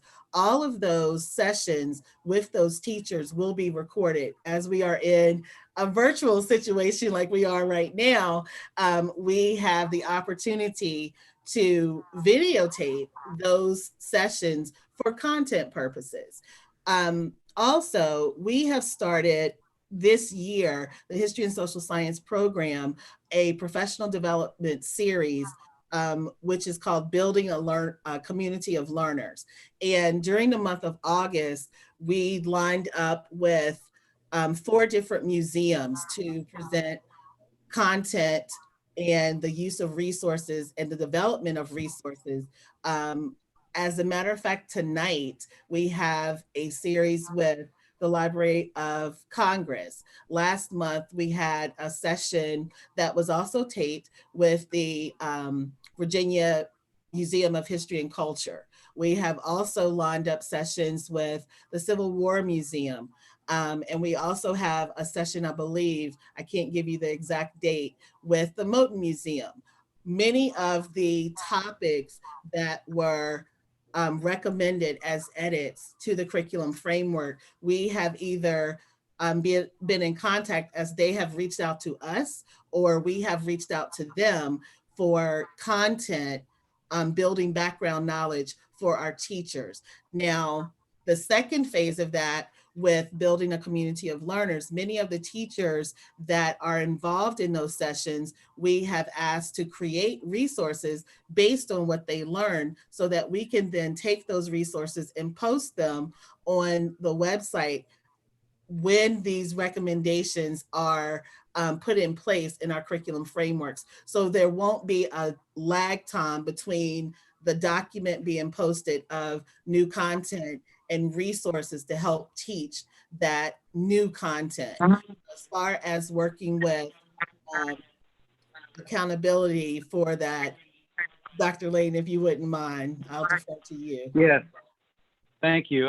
And there are a lot of opportunities here, Dr. Duran, for the board to influence accountability. You may remember nearly a year ago, we created what we were referencing as the 18-month plan to change the teacher evaluation system in the Commonwealth. And we're tracking along on that. I don't know that we'll hit 18 months exactly with COVID, to be honest, but we completed phase 1 with the board, as you know, which was to change the requirement that the test scores were a 40% focus of the evaluation, and built a broader focus across all of the 7 standards that the board had. In phase 2, you may remember that we were going to make further edits to the teacher evaluation system to essentially improve the system that we have. And then once that's completed, we would enter phase 3, where we really look at procuring and developing an entirely new system. As part of that review, you may remember that we talked about the potential for adding additional standards, such as a standard on diversity, equity, culturally relevant teaching, so on and so forth. And I think that that would be an opportunity where, you know, I don't know that it's the VDOE holding school divisions or schools accountable for it, but it's certainly our school leaders holding staff accountable for ensuring that they develop their skills in this area. As part of that presentation, we also talked about ways the board could think differently about teacher professional development requirements. Instead of it being 180 hours, we would categorize those hours in major buckets in alignment with the teacher evaluation system. So if you created this diversity, culturally relevant teaching, cultural competence thread in the evaluation, then there would be certain mandates that we could put on staff that they required training in all of those areas. Now, as it relates to assessment accountability, that is another major component that the board uses to make sure that the content is taught in the as intended. And keep in mind that the assessments are written in alignment with the standards. The frameworks are there to help build on the standards. And so the new assessments would be developed following the 2022 revision, which actually we call it 2022, but that process starts in January.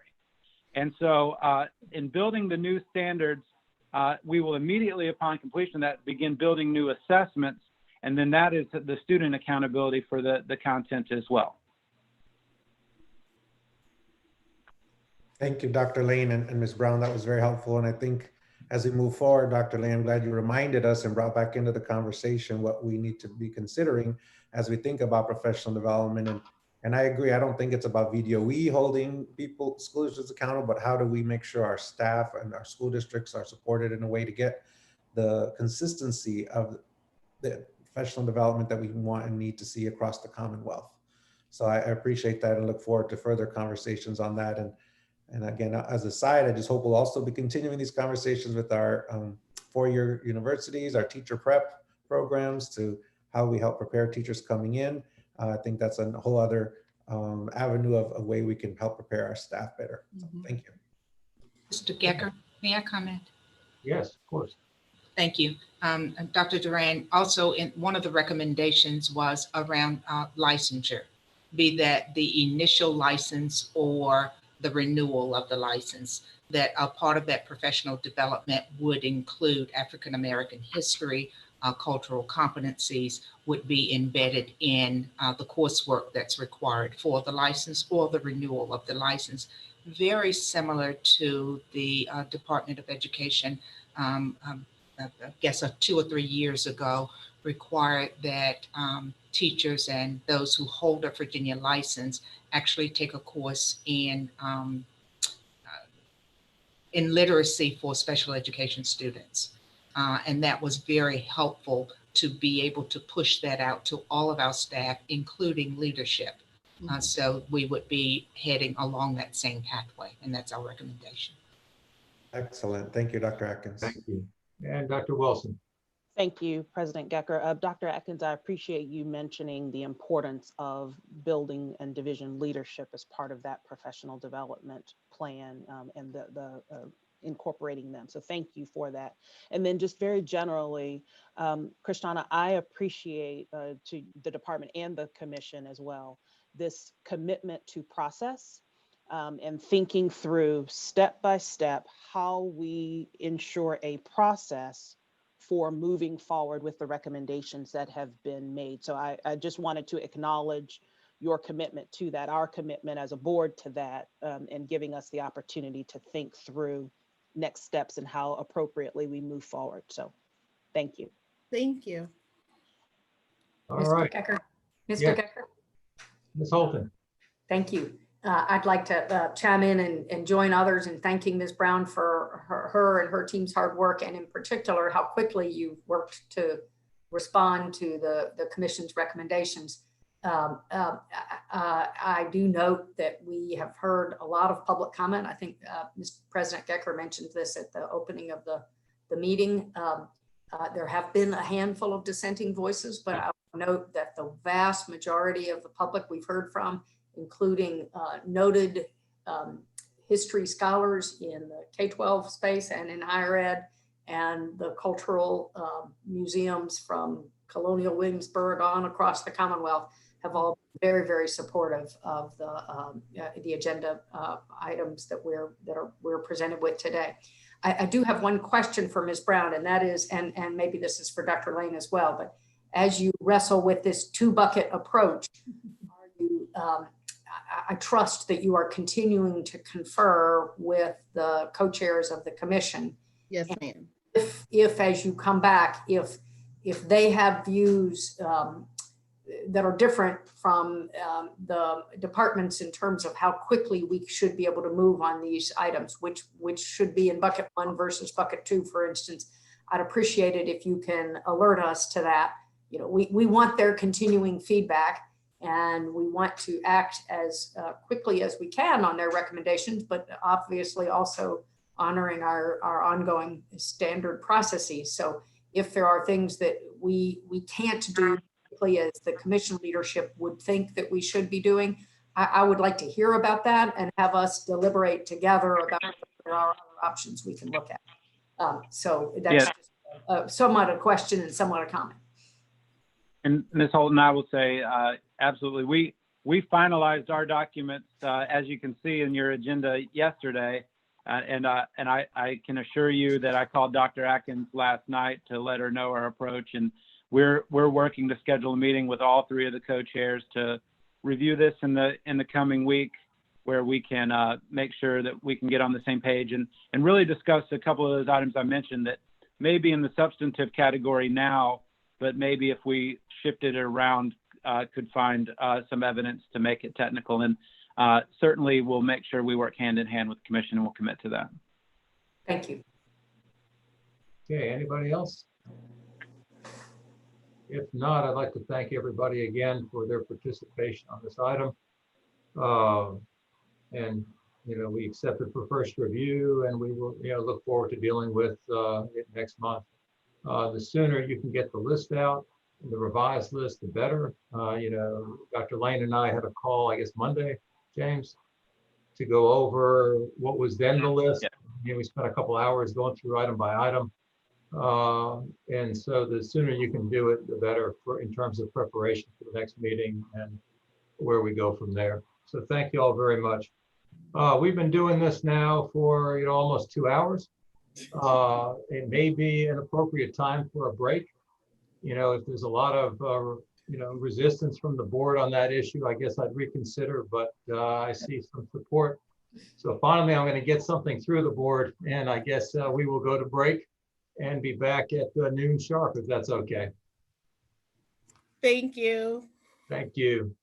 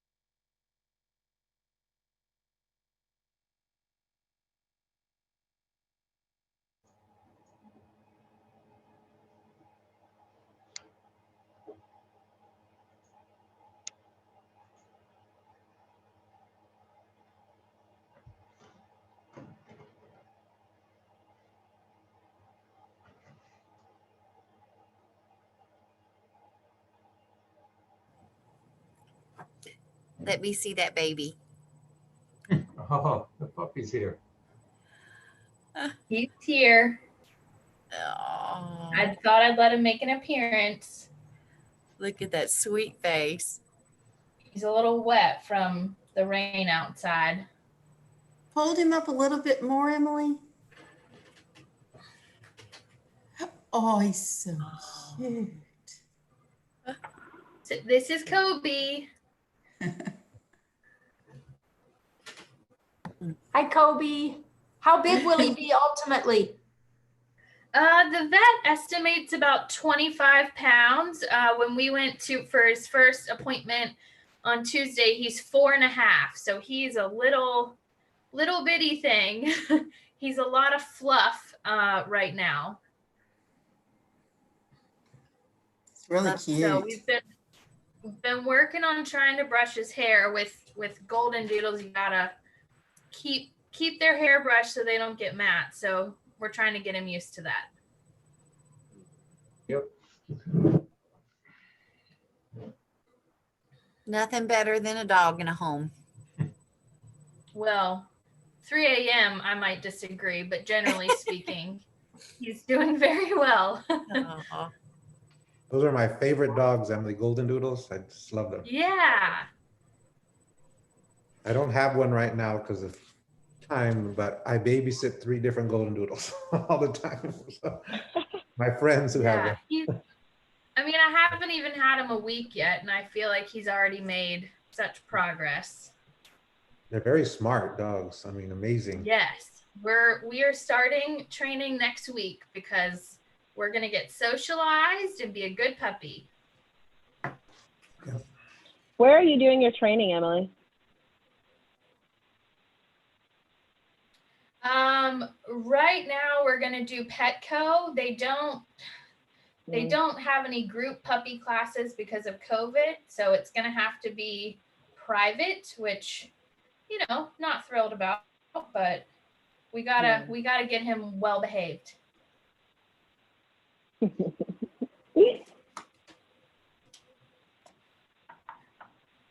Okay, is everybody back? I can't tell. I think so. Our next Yeah, Dr. Duran, you're on, our right? next item is I'm here, yeah. Okay, thank you. Anne, I think is here. I see Dr. Pexton. So, yeah, we're all here. Okay. Then we will get started again. I guess item G, first review of an amendment to Virginia's Consolidated State Plan under ESSA. And that would be Ms. Malik and Dr. Sodat. Good afternoon, I guess. Hello, Now. good afternoon now. Yeah. Good afternoon, officially. President Gecker, members of the board, and Dr. Lane. Dr. Sodat and I are here to present to you for first review a proposed amendment to the Virginia Consolidated State Plan under the Every Student Succeeds Act. As you're aware, Virginia's Consolidated State Plan addresses a variety of federal compliance topics. The intention of the plan is to be a living document where adjustments through amendments may be necessary as we complete our work. Today, we are presenting to you for first review an amendment to the plan that will address 3 changes to the plan. The first change involves the exemption that ESSA provides surrounding students in 8th grade who are enrolled in Algebra 1. These students are allowed to take the Algebra 1 mathematics assessment instead of the grade level assessment, since Algebra 1 is a higher level assessment. Virginia has received a waiver to extend this exemption to all students starting at grade 3 who are enrolled in advanced courses, allowing them to take the advanced mathematics assessment in lieu of the grade level assessment. However, if a student takes advantage of this exemption, the student is required to take a higher level mathematics test in high school to meet the federal mathematics assessment requirements. To be clear, the proposed amendment does not seek to change this exemption. The current plan states that students must pass the Algebra 1 SOL test in grade 8 to then use a higher level mathematics assessment in high school for federal requirements. This amendment would change that language to indicate the student must simply take, not necessarily pass, the Algebra 1 SOL test in grade 8 to then use a higher level mathematics assessment in high school. This technical change will clarify expectations for students who may have passed the Algebra 1 course in grade 8, but took and did not pass the Algebra 1 SOL assessment. It also allows consistency and expectations for students who also take the Geometry or Algebra 2 SOL test in middle school, as detailed in Virginia's Advanced Mathematics waiver. The other two items for your review within the proposed amendment will be provided by Dr. Lynn Sodat. Dr. Sodat? Thank you, Julie. Good afternoon, Mr. Gecker, members of the board, and Dr. Lane. The next two items really are, I would call them mostly housekeeping items, but they are changes that we have contacted USED about and have been informed that they need to be submitted via the amendment process. The second item on your agenda is an update to the Title I Part C, which is our Migrant Education Program measurable objectives. And we do have 6 regional MEPs across Virginia. This is a relatively small program, a relatively small grant that carries with it actually quite a few rather explicit requirements. And one of those requirements is that every 3rd year we work with our migrant education programs to complete a comprehensive needs assessment, make updates to our service delivery plan, and make updates to our measurable objectives as deemed necessary by the group. The measurable objectives are somewhat prescribed by the U.S. Department of Education in that they must include certain elements and address certain things. And we worked with our MEPs throughout the course of the 2019-2020 school year to complete these requirements, and we do have some updates to our measurable objectives. We contacted the U.S. Department of Education and asked if an amendment was required to update the objectives in the plan, and we were informed that we could either update the objectives in the plan, and then every time we change the objectives, submit a new amendment, or we could submit an amendment that referred USED to our VDOE website for the most current measurable objectives. So we are proposing that approach for Title I Part C.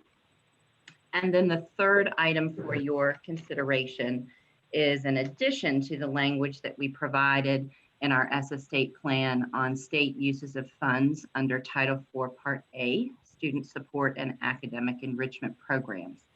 And this program is really a relatively broad program with relatively few requirements as compared to the migrant program. Funds are used to support well-rounded education, sort of safe and healthy students in schools, and the effective use of technology.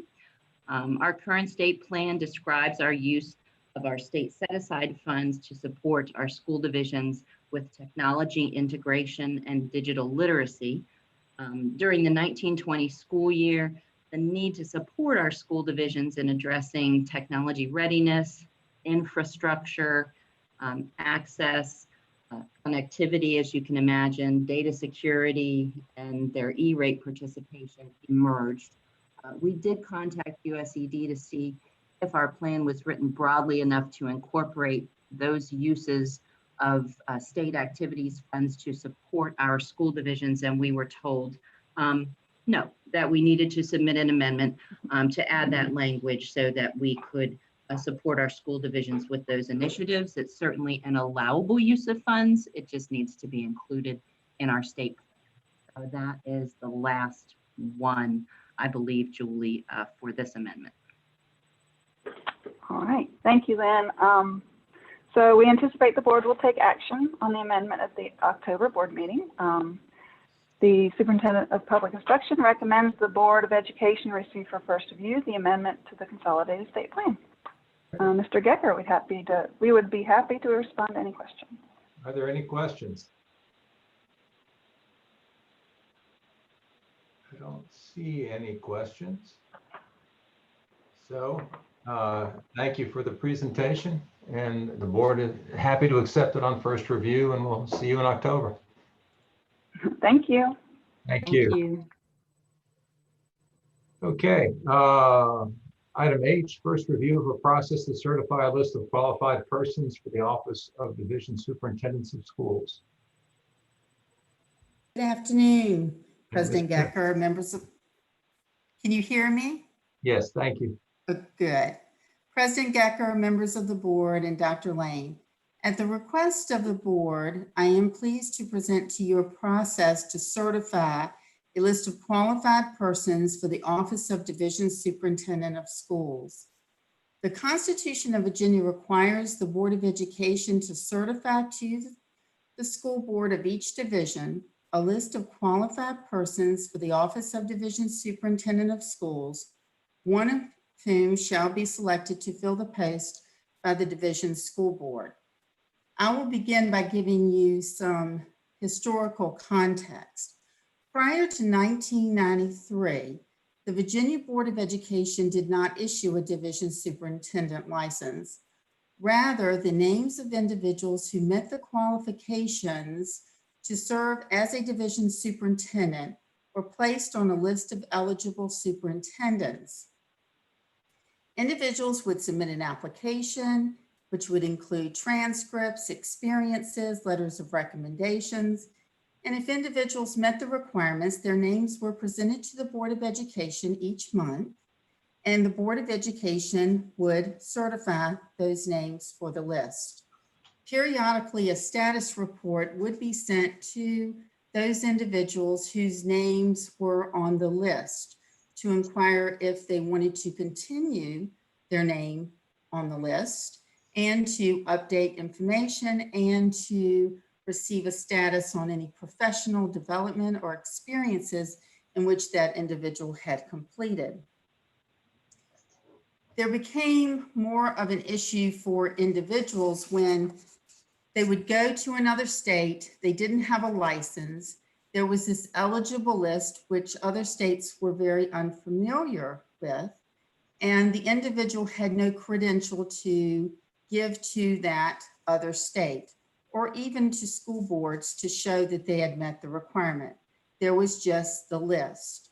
So in 1993, the Board of Education established a division superintendent license.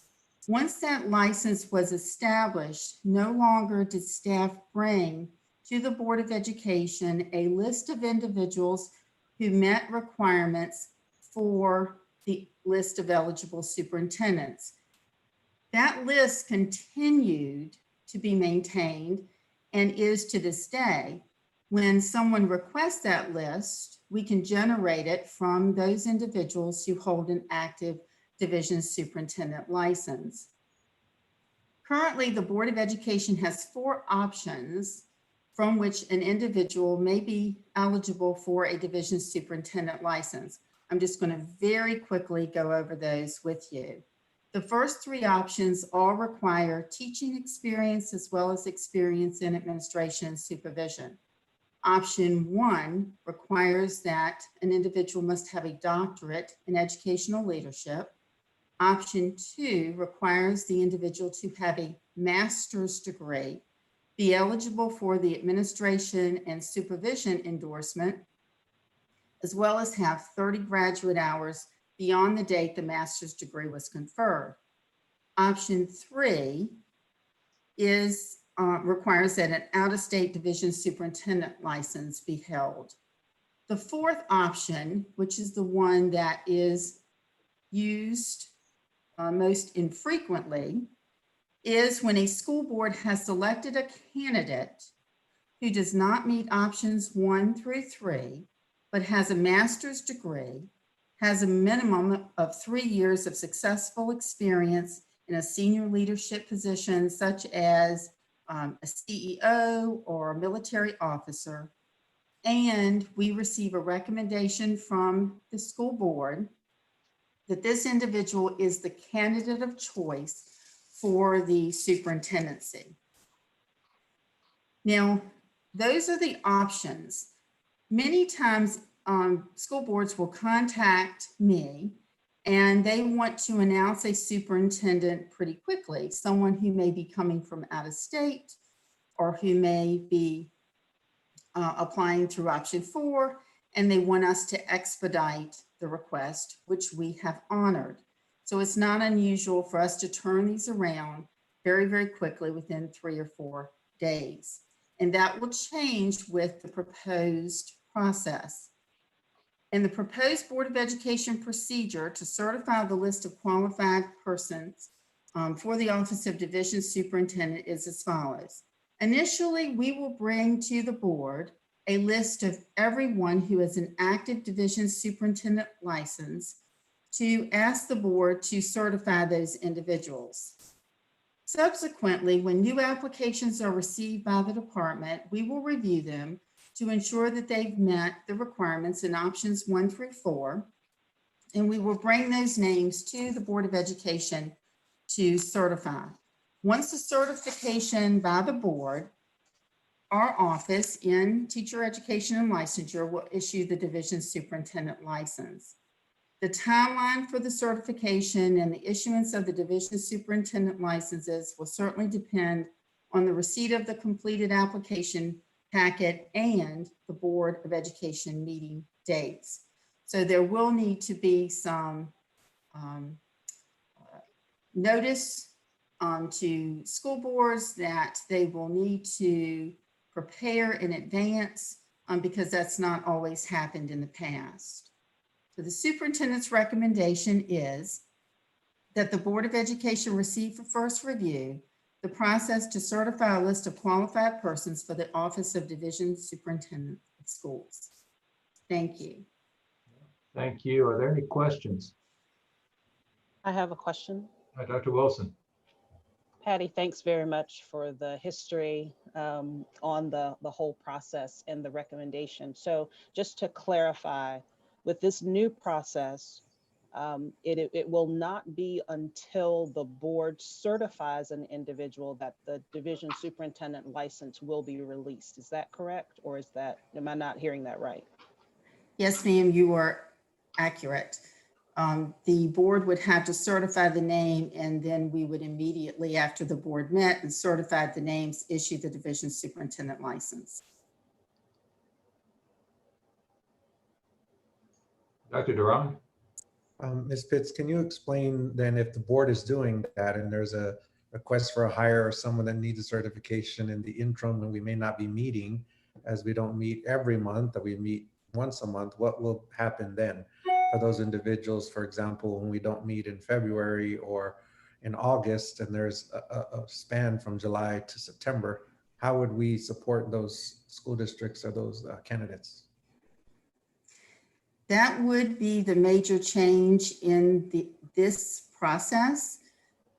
There would be a delay. So individuals will need to apply early. I will tell you that many times I receive calls from individuals who are applying for a superintendency in Virginia. And they indicate to me that they're just going to wait to apply until they get an interview. People are going to need to apply earlier to be placed on the eligible list and receive their license.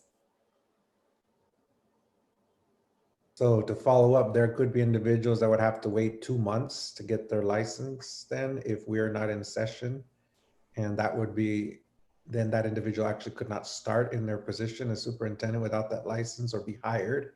Is that correct? So we could have some divisions having to wait up to, potentially up to 2 months before they could hire someone or someone start. Is that accurate to say? Yes, that is accurate. Before the appointment could be made, they would have to be on the eligible list of division superintendents, yes. Well, I'm concerned about that. And Dr. Lane, I don't know if you'd like to comment on that or if you've thought about that, but, or if you've had conversations with anyone about that, but that's concerning to me. And I think to Ms. Pitt's point, once people get the information and know they have to do it ahead of time, that could take some time to do that. But I worry that some individuals and school divisions might be burdened by not being able to hire or have someone start for a month and a half or 2 if we're not in session. I don't know if there's anything, Dr. Lane, you thought on that or how you might respond, but that does trouble me a little bit and concern me. No, we have thought about that at length and discussed it with the board president and others. ultimately, this is a constitutional requirement, and the board does have to certify the list as it's written in the Constitution. And, one of the things that we debated is, could you designate that certification of the list to the department? And we just don't believe that you can constitutionally. And so it does make it more difficult, but, candidates should know the qualifications and begin the process early. And we can turn this around pretty quickly. And most school board processes take much longer than 2 months. Most of them take several months. And if the applicants start the process with us at the time of application, we probably can get to a timing that, even when they start negotiating contract, there's a couple more weeks that, we can get to so they can make the appointment. This is obviously not ideal from a timing standpoint, and would seek the expertise of the legal minds on the board if you think there's another solution. But in the context of this constitutional requirement, this is the best avenue that we could think of. We could obviously issue the license and then they can still not be appointed until you certify. But, Patty uses this metaphor. That's like giving somebody a driver's license and telling them they can't drive until the DMV meets. We'd rather not have them holding a license until it's fully effective. Thank you. 2 follow-ups. One, I hope that Ms. Fitz, once this goes into effect, we would have good conversation with all of the superintendent search firms, because there's some major, there's not a lot of them, but there's probably 4 or 5 predominantly that are used, so that they're aware of this, so that they can make that part of their application. To Dr. Lane's point, it doesn't just happen overnight, but when they apply through their search firm process, that they would know to do this. So that would be my big push on that, if we could do that. And then President Gecker or Emily, I don't know if this is something that we could do. Is there a way that we could vote on something in a month off, where we do some type of vote, where we come together? I don't know. I know some other boards I've been on, of course, they're nonprofit boards, so it's a little different, but we do votes on things, appointing folks when we're not meeting in between, when it's a personnel matter, to not hold things up. So I don't know. I guess that was Dr. Lane's question about the legal component. I don't know if that's even possible, but I do think that the critical aspect will be from the get-go, all applicants knowing that this has changed, and the search firms would be the best individuals to be guiding that process.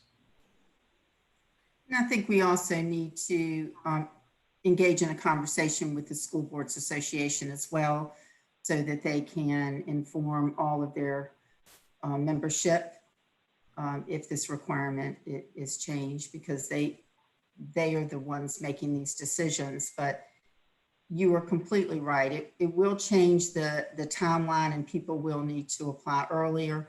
It's not something that our office will hold up, but the meeting time of the board could impact some decisions. Dr. Wilson. Mr. President, this is Susan. Oh, Susan, yes.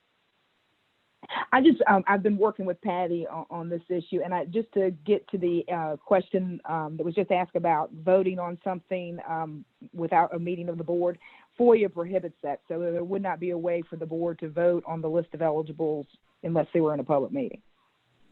I guess the question is, could we have a public meeting for that purpose? And the answer to that, I think, is yes, even in our office, Yeah. if called by the president, I think is the way that works. Or Yes. That's accurate. That's correct. Yeah. So, Susan. Mr. President, yes, ma'am.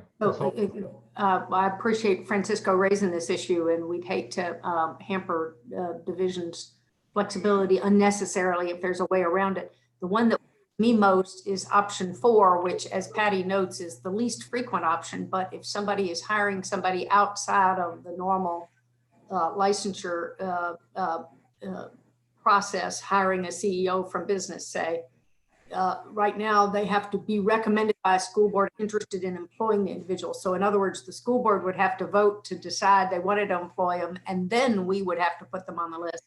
And I'm wondering if that language could be, I don't know, amended or clarified to say, amended by a school board considering employing the individual, so that that person, you know, a CEO from a different sector could be licensed during the application process rather than, could be applying to be put on the eligibility list during the application process rather than once it was fully completed. So I don't know whether there's some language to look at there. That's one thought. And then the other that would worry me is, we have to vote on it in open session, or is there a way to be, you know, most everything we do about individual licenses is confidential, or at least much of it is. But so somebody may be applying for a position in Virginia, but not want to be on a public meeting agenda being approved for a Virginia eligibility list because he or she is a working superintendent, say in Texas, and may not want their Texas division to know they're in an application process here until it's close to concluding. So I'm a little worried about it. I mean, maybe Dan's latest suggestion is, you know, often decisions are being made many months before the employment's going to start. So if you're announcing a choice in February to start in June, the school board could announce that they're hiring somebody subject to the appropriate licensing, and still the process could go forward by the time they start in June.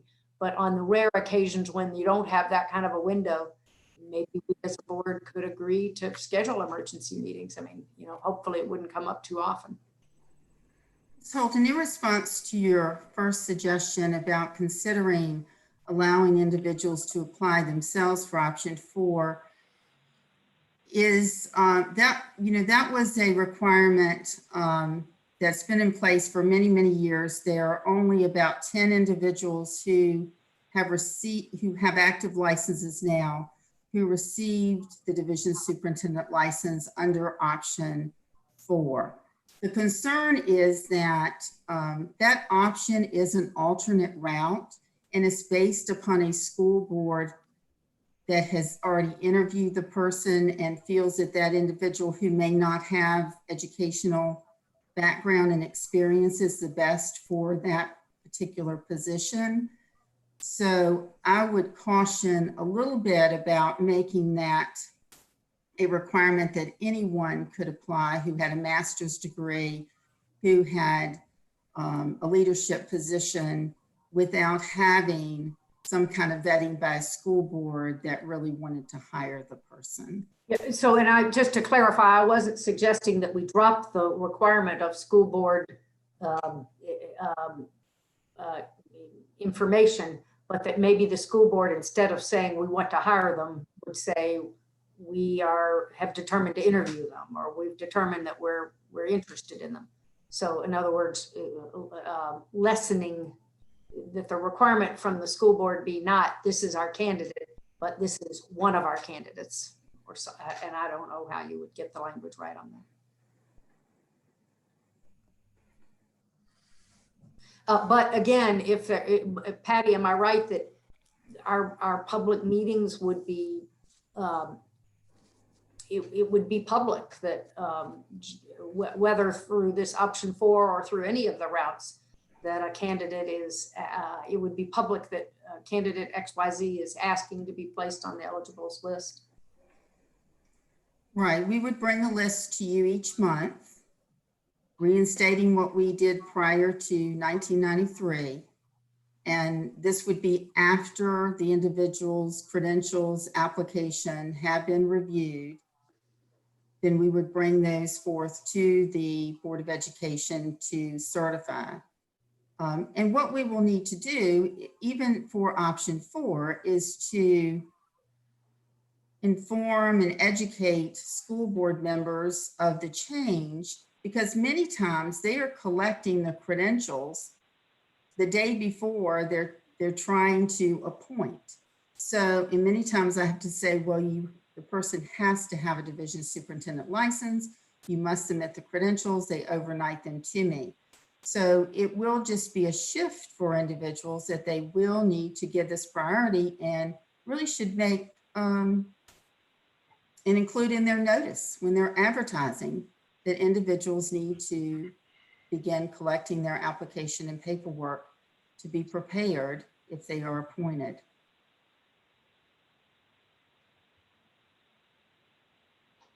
So President Gecker, Yes, Dr. Mann. I just wanted to understand, so there, because of the code, Virginia code, there's no provision to allow this kind of thing to be done in an executive session by the board. That's like prohibited, because executive sessions are only as we deal with other issues of personnel and executive session. I'm just curious about that. There is no Freedom of Information Act exception that would cover our meeting our constitutional obligation to certify a list of superintendents. And since Susan's on the phone, please feel free to correct any misstatements I make, since you're, I guess, our lawyer. You are absolutely accurate in that. There is not a FOIA exemption that would protect that. And I'm betting that years ago, when the list back before 1993 was approved, I'm sure it was approved in a public meeting. And it also has to be communicated to the school divisions, which makes it a document that is, of course, subject to FOIA, disclosure under FOIA.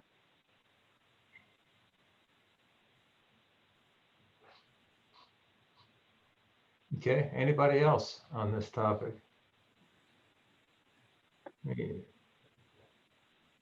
I appreciate the concerns, but at the end of the day, I don't see how we avoid the express constitutional language in this case. So I would just ask that we ask the department to reach out to the School Board Association and the Superintendent's Association and see if they have any suggested possible tweaks that could help, and otherwise to communicate to them our willingness to entertain, to consider emergency meetings if something comes up. I mean, obviously we can't guarantee anything. I will say, just so you know, the legislative history on this seems to be that one of the original drafts of the Constitution would have allowed the board to actually appoint the division superintendents. And the compromise apparently was to allow the board just to certify the list from which a superintendent could be had, if that all makes sense. So, I mean, there is some legislative history, well, some from Dick Howard's book on the constitutional, on the revision of the Constitution 71. That's sort of what it suggests, is that there were two approaches, one to give the state complete power and one to, give the state some power, that is picking the list. And that's the one that made it to the Constitution. So. Fascinating. Thank you. It is, yeah. All right, any other comments on this? And if none, thank you, Ms. Pitts, and we will proceed forward. We've accepted that for first review. Thank you. Thank you. Item I, first review of proposed revisions to the regulations governing educational services for gifted students. Mr. Bowling. Good afternoon, President Gecker, Dr. Lane, members of the board. It's my pleasure to present to you the proposed changes for the regulations governing the education of the gifted for first review. The last comprehensive review of these regulations occurred in 2010. In 2018, the Board of Education charged the VACEG with reviewing policies and programming practices that supported equitable access to gifted programs for underserved populations of students. In June 2019, their report was presented to the board along with the notice of intended regulatory action to open the review of the regulations. Over the past year, approximately 30 members of the VACEG contributed to the process of reviewing and revising the regulations. These members included parents, superintendents, gifted education coordinators, teachers, and college faculty. During the 2020 General Assembly session, House Bill 1139, Delegate Keem, passed and required the board to review the regulations and make changes for more equitable screening and identification of gifted students. The proposed changes align with the requirements of HB 1139. Those changes do include, first, additions to and revisions of definitions for critical terms. Number 2, realignment of aspects of the screening, referral, identification, and placement components of the regulations to support best practices aligning with equitable access for gifted students, especially students from underrepresented populations. Third, revisions of components of the local plan for the education of the gifted. Fourth, revision of the role and function of the local advisory committee for the education of the gifted. And finally, additions to addition of an annual report expectations. The proposed revisions to the regulations will allow the board to update and guide school division identification procedures and services for gifted education. Eventual additions and revisions to the annual report will serve to highlight and communicate a division's progress towards equitable representation and services in their gifted program. At this time, I'm happy to answer any questions that you might have. And I'd like to take a second to thank Dr. Donna Poland, who's also on this call, for her work with the VACEG to bring all of these proposed regulations to the board. Okay, are there any questions? And thank you, Mr. Bowling and Dr. Poland. Dr. Wilson, yes. Thank you, President Gecker and Mr. Bowling. Thanks for your tee up here to this item. And Donna, good to see you. A question about the folks involved in crafting the revisions, the proposed revisions. I know you rattled off a list of kind of the constituency groups who were represented. It would be helpful perhaps in next month's presentation for us to have a list of, you know, who those folks are and the communities that they represent, because as we're talking about representing equity across, we want to make sure that the public is quite aware of how that information was gathered as the report or the recommendations were put together. That would be helpful. We'd be happy to do that. Okay, anybody else? Mr. President? Yes, ma'am. Ms. Holton. Thank you. Mr. Bowling, thank you. I must confess, I didn't read this as closely as I could have initially, so I'm skimming through the recommendations. Am I correct in understanding that the gifted programs are already required to submit a regular plan on a regular basis? Does that plan now, or would these amendments require that plan include setting goals and a process for achieving goals of equitable access to gifted education? Dr. Poland, I'm going to give this one to you. There are some components that do require that. And it might be that I think the committee looked at more at making changes to require divisions to address the annual report, which actually will be changed to look at more trend lines and issues surrounding the actual divisions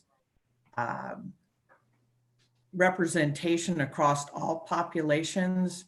Right now, that report is extremely lacking in providing that information to divisions in any kind of format that's usable or understandable. And so that report is where the committee felt like it was key to make sure that report was a focus within the regulations, and that the report itself, which would hopefully be changed over the next year, would also address those issues to kind of force a conversation within the divisions.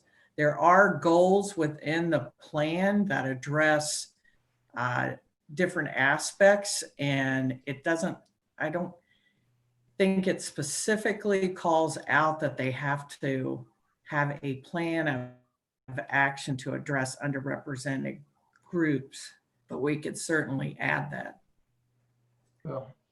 Well, I will read more carefully before our next review.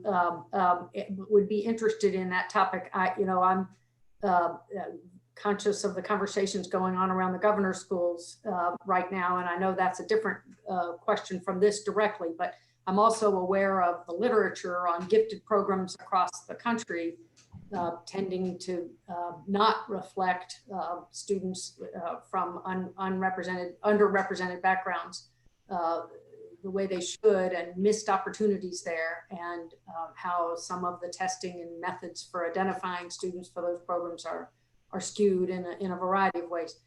I know, as I say, I know this isn't directly related to the governor's schools, but all three of my children attended governor's schools in Virginia. 2 attended Maggie Walker and 1 attended ART, the Appomattox Governor's School. And one of those is diverse. The Appomattox program is extremely high quality, extremely smart kids, capable both artistically and academically. And it is diverse, and that made for so much richer and educational experience for all students. And I just think that the importance of making sure that our gifted programs, I would be shocked from what I have seen personally of gifted programs if the evidence doesn't show that they are highly skewed towards upper income students, frankly, and white students. And that if that is so, that we should be thinking about whether we should include a requirement that all the gifted programs have a plan for ensuring equitable access, and that they're annually working to upgrade their plans, to update their plans to ensure that they're implementing those goals. So I don't know whether, Dr. Lane, whether this is the right time to do it or later, but and whether or not we can do it as part of this revision, or whether it fits in better somewhere else. But I'm a cheerleader for our gifted programs, and in particular for equity within our gifted programs. It has so much to offer to all of our students, the students from diverse backgrounds and from majority backgrounds, if they can learn with students from all backgrounds. It does require them to address it in general, in terms of the, a section on their division goals. But what we have found, over 60% of the coordinators of gifted programs and school divisions do not have a background in gifted education. And so to understand the data and to recognize that you have a problem is part of what we hope to do with changes we make to the annual reports, so that they can see there are issues within their division, and even at what grade level they seem to be having those problems, because we know to find students at the lower grade levels is so important, especially for underrepresented populations. And so we're trying to make sure we have the tools in place for gifted coordinators to be able to present to their board.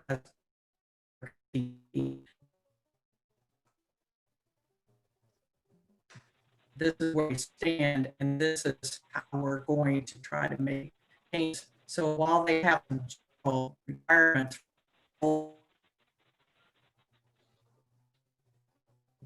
Donna, you want to turn off your video? Objectives that address multiply address requirements for underrepresentation in their division. And certainly the tool to do that will be the annual report. Can I just ask Dr. Poland, because I have been in all of the meetings that Secretary Carney had with regard to the governor's school issues, and Ms. Holton says it's not quite on point. I think it's actually more on point than she's allowing, because The data certainly from the feeder pattern for TJ and, Maggie Walker, the two sort of, full-time academic governor's schools, is separated from Appomattox, which is a governor's school of interest, as opposed to, I know it's high academics. I don't mean to suggest otherwise, but the criteria for getting in is, slightly different. What could we do in the context of these regs to, not just identify, because I think we've identified the problem, but to actually force a solution? And as you suggest, let's say TJ seems to say that if you're not identified and in a gifted program by third grade, you're not going to TJ. And there are, if you look at the applicant pool data, it's for TJ now, not for gifted stuff, but for TJ, the applicant pool is not reflective of the overall, and the gifted programs are not reflective of the overall mix, demographic mix. And, can we through, and I know the secretary is proposing, changes to admissions policies, but if you want to address the problem at its root, which takes a little bit longer, how can we basically force divisions to have their early on gifted education programs look more like their populations? Well, we hope the combination of changing these regulations and requiring a talent developed program, which is part of what this regulation does at the earlier grades, will help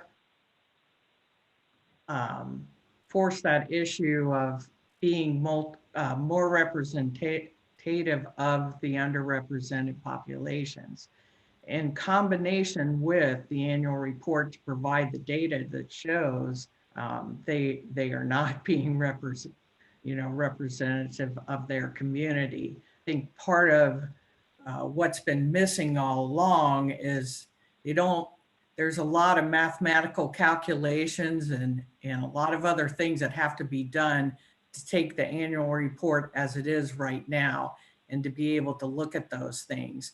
And when some of these coordinators are wearing, 10 different hats because they're from small divisions, they don't necessarily have the time nor the background to be able to take the data as it is right now and analyze it.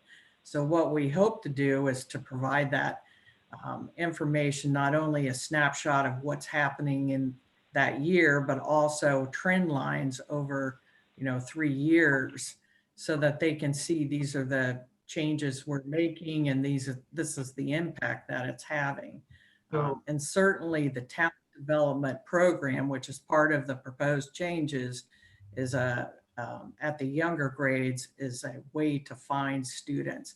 And this forces them to have that kind of talent development program. So what does that look like in a lower socioeconomic school setting, elementary school setting? What does, and I'm sure I ought to know this, but what does it mean to say we're going to do a talent development program? I'm not picking on you. I'm just trying to understand on the ground in the classroom, is this going to make a change, or is this something that looks like it's going to make a change?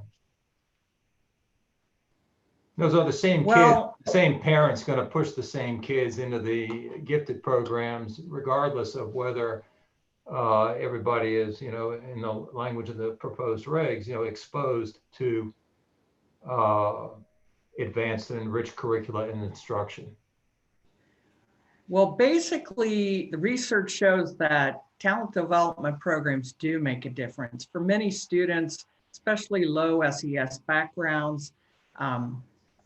Exposure to some of the kind of skill sets, the critical thinking, the creative thinking skill sets that you typically identify with gifted students, they don't have an opportunity to display those talents because they're, showing, I know these numbers, but they're not showing it in a creative sense. So a talent development program looks at kids, not just at the very top end, but maybe kids who are a little bit lower, if you think about it, maybe at the 85th percentile instead of the 95th percentile. And it says, let's expose these kids, you know, from 85th percentile and above to kinds of experiences and opportunities where they can demonstrate that they have creative thought, critical thinking skills above what we normally see for that grade level, say for first grade. And then you put them in that kind of environment, and then you continually observe them, observe for behaviors like that. And there are tools out there where the research has shown very productively that these kinds of programs and these kind of teacher observations of behaviors really pull kids into gifted programs that wouldn't normally get in through just a teacher recommendation or a parent recommendation. That nurturing the talent and providing opportunities for them to demonstrate the talent really shine a light on the fact that these kids show potential and should be in the gifted program. Yeah, I know others had questions, so I don't want to dominate this. Dr. Duran, Dr. Wilson. Dr. Duran? Oh, yes, thank you. A different topic. One thing that I think often happens in a group of students who often don't get identified are those students with visual or performing arts aptitude. I think that's a group of students that we could do more to identify. Help me to understand, I'm reading the edits here. Help me to understand how with these revisions, that would enhance more of an opportunity for those students to be identified, and what is the current thinking and movement forward on how we can provide that opportunity for them. Just from what I've seen over the years in education, they often don't get identified in a way that I think they should be. Currently, the way our regulations read, school divisions are not required to identify in visual and performing arts. It's strictly up to the division. And I'll have to say, we don't have a lot of divisions that opt to identify in that area, especially in the younger grades. Some of them identify and have special magnet programs for students in the arts. Some of them send their students to governor schools at the high school level, but there are very few divisions that identify at the lower grade levels programs for the arts, strictly because it's an optional identification area for school divisions. So even with that option that school divisions have, what does these revisions do to help for those that would choose that? What is the substantive change in the revisions that I'm reading here?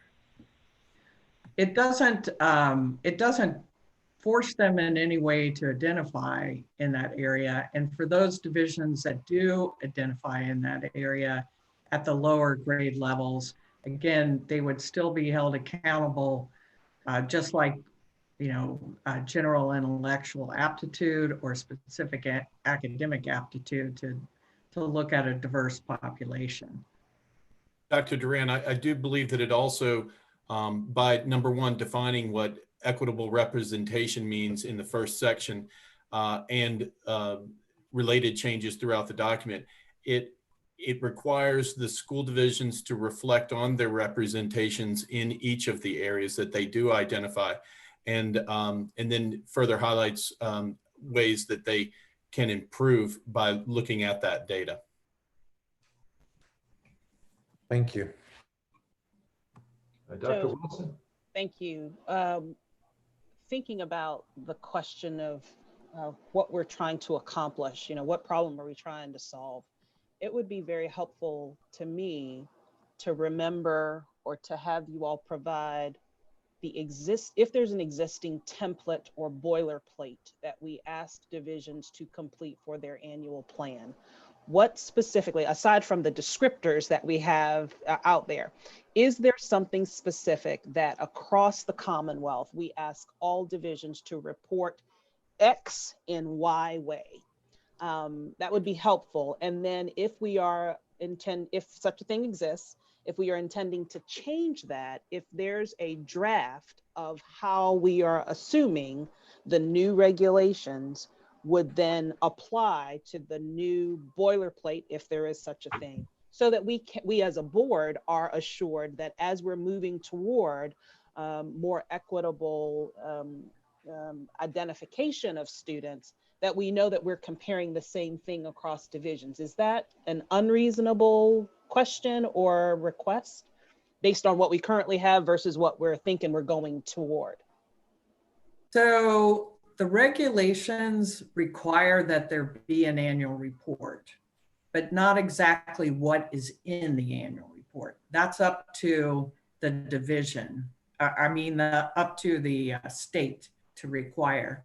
And right now we pull some numbers in terms of the area students are identified in, the ethnic and gender breakdown of those students identified, and then the ethnic breakdown of the students who are referred for that year only. And that's pulled from the end of year report. And so that data doesn't give you a percentage, it just gives you a raw number.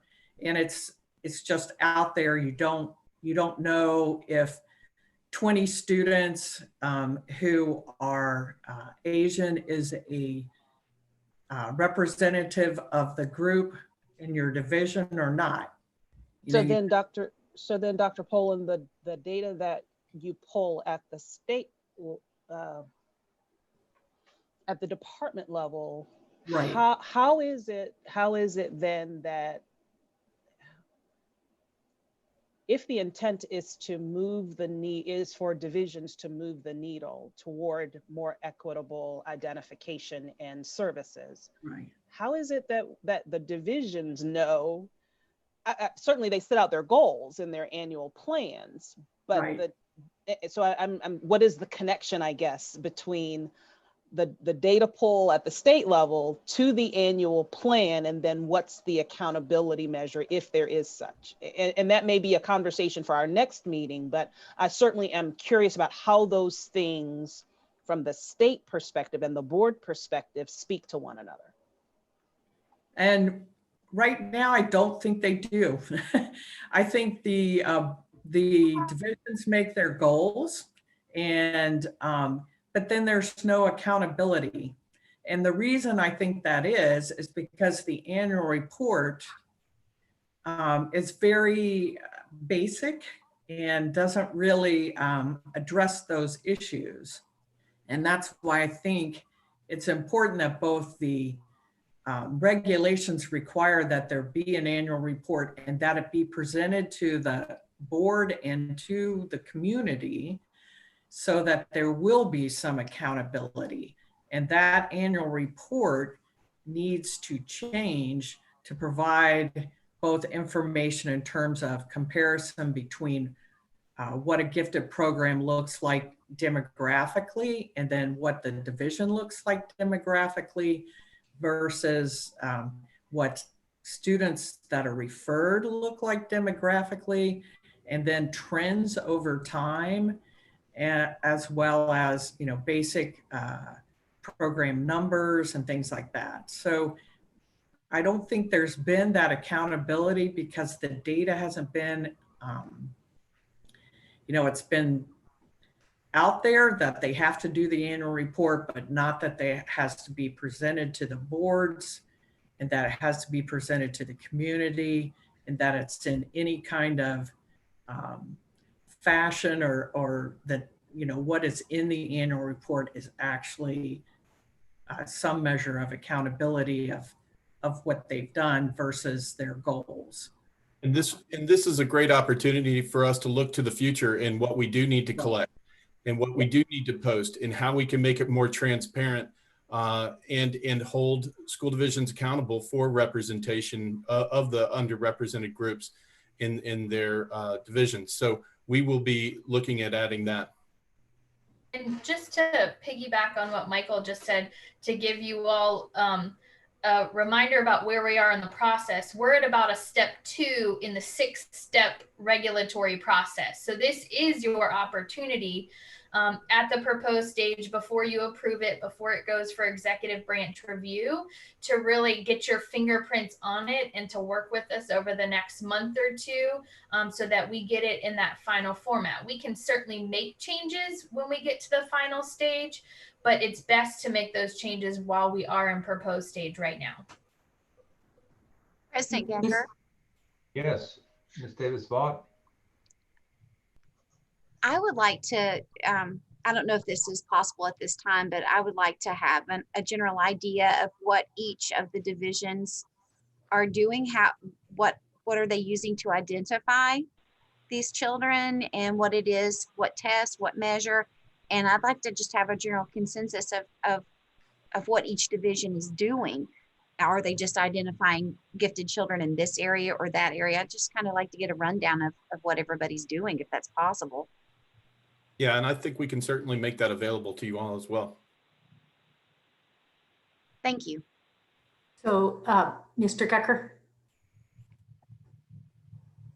if I may, I think you're muted, Mr. Yes, I need Zoom instruction at this late hour. Yes, of course, Ms. Holton. So I'd just like, yeah, with Emily's encouragement, I'd like to, Donna, obviously this draft does a number of things to move equity principles forward. I understand the development of the talent development program that's a strong addition. I would like us, when we come back next month, to have some language to look at that would also add into the plan requirements a provision that local boards plans require local boards to have their plans include a provision ensuring equitable access to gifted education for diverse groups, and that plan include evaluating whether or not underrepresented groups are substantially represented in their gifted programs, and if not, plans, including concrete goals for addressing those gaps. I'm just sort of making up some language as we go, and I know you all will do a wonderful job. But if you all, I would like to ask with the board's if the board concurs, that we ask you to develop some language like that for us to consider anyway, to be added in. We can certainly do so. And Ms. Holden, if I could just add to yours, maybe, and special programs targeted at gifted students, not just the gifted program, that they're assessing these other special programs as well. Friendly amendment accepted. Okay. Anybody else on this topic? I don't see anybody. So I'd like to thank Mr. Bowling and Dr. Poland very much. I know we've given you a little bit of work to do for the next meeting. Sorry about that, but yeah, that's part of the process to try to keep things moving in just to keep them moving forward and to take into account really all the aspects that we're looking to do. So with that, we will accept that one for first review and move on to item J. Mr. Bowling. Right. In moving forward, it's my pleasure to present to you recommendations for school division of innovation designations. The 2017 General Assembly approved House Bill 1981 with Delegate Greason at the helm, directing Virginia Board of Education to develop regulations for the designation of School Division of Innovation, referred to as SDI. To be eligible for the designation, a local school board would submit a plan of innovation according to board criteria as presented in the regulations. The legislation defined innovation as a new or creative alternative to existing instructional or innovative practices or school structures that evidence-based practice suggests would be effective in improving student learning and educational performance. Each school division recommended for the designation will have a plan of innovation to improve student learning, educational performance, and college and career and citizenship readiness skills in one or more schools for the benefit of all the schools in their division. School division applications for the SDI designation were evaluated by teams of VDOE staff based on a rubric as is detailed in the full board item document. Based on these evaluations, 15 school divisions are being recommended for approval by the board for designation as a school division of innovation. And those school divisions include Buchanan, Goochland, Hampton City, Henrico, Hopewell City, Loudoun, Middlesex, Montgomery, Poquoson City, Roanoke County, Salem City, Stanton City, Virginia Beach City, West Point, and York County Public Schools. The board item before you provides a sample of each school division's initiatives that have assisted them in their educational innovation. And the Superintendent of Public Instruction recommends that the Board of Education waive first review and approve the designation of School Division of Innovation to the recommended school divisions. Okay. Any questions on this item? Thank you, Mr. Bowling.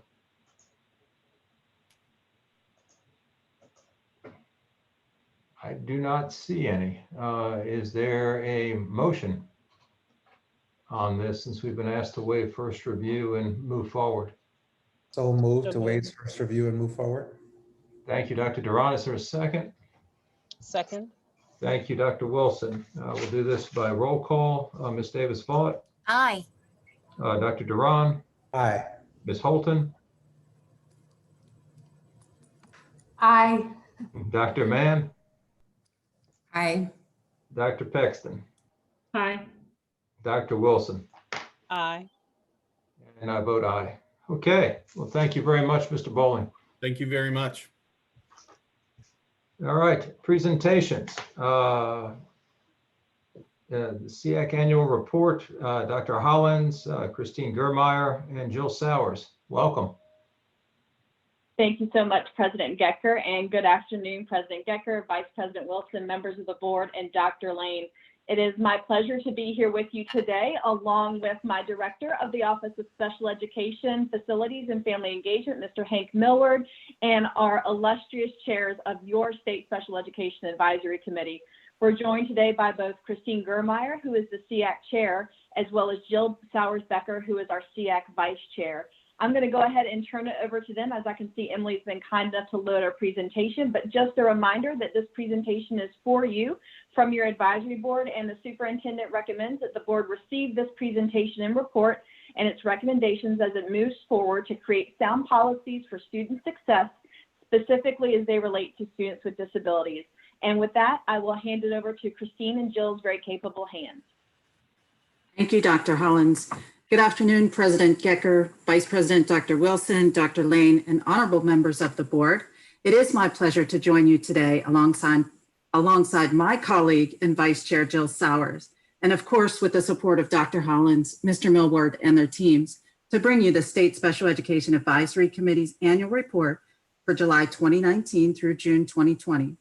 While this virtual platform allows for each of us to join from the comfort of our homes and reduces the burden of traveling, it has created a host of challenges for students with disabilities, their families, teachers, related service providers, and administrators in Virginia. Emily, next slide, please.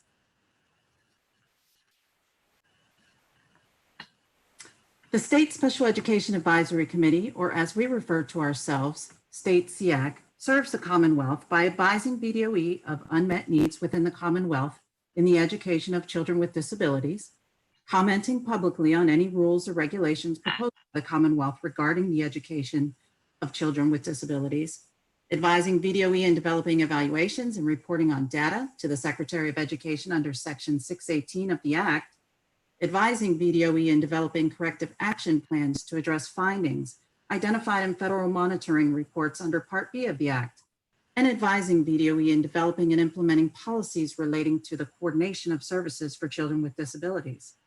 IDEA clearly states that our role is in an advisory capacity only, but we rely on input from citizens, constituency groups, and 23 stakeholders that include parents, teachers, related service providers, state agency representatives, administrators, and people with disabilities. We have 5 subcommittees that include executive, nominating, policy and regulations, student achievement and student outcomes, and our family engagement and community outreach. Up until March of 2020, the 4 meetings were held in Richmond. Next slide, please. Public comments are carefully considered by the committee as we develop the annual plan and recommendations for the Board of Education. We received a number of public comments this year. The 3 listed on this slide represent common themes that were identified as we began to put together those recommendations. They are the eligibility process, discipline, expulsion, suspension, and the overrepresentation of certain groups such as low-income, African-American students, students with disabilities, and immigrant students, and the overall representation of students with disabilities in foster care. Next slide, please. We also take a close look at constituency reports when preparing our recommendations. Common themes included teacher shortage, concerns retention, pay, burnout, recruitment, support, early student training on post-secondary options and considerations, as well as transition for all students, parent and community involvement, critical decision points for students with disabilities, least restrictive environment as it relates to inclusion, CSA funding and regional training centers, and discipline, restraint, and seclusion. Next slide, please.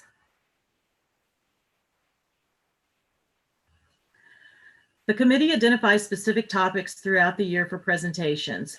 These topics are generally generated by issues surrounding public comments, constituency reports, input from VDOE, and subcommittee discussions. We had about 20 presentations this year, all of which are referenced in the full report that was provided to you.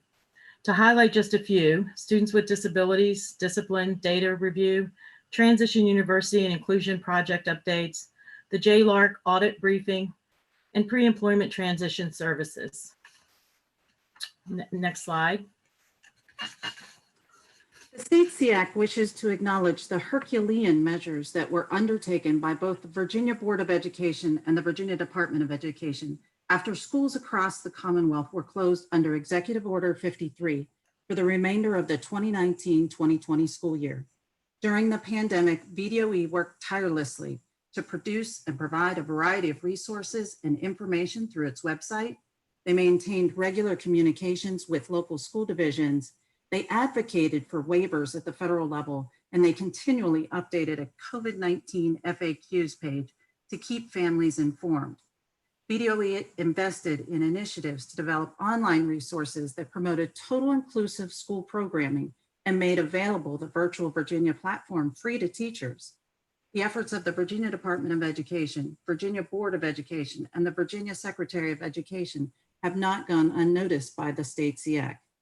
The state SEAC would like to recognize and thank the Assistant Superintendent of Special Education and Student Services, Dr. Samantha Hollins, and her team for keeping children with disabilities a priority during the closure, and commend the Board of Education and the Department of Education on the following accomplishments of this past administrative year listed before you. Jill?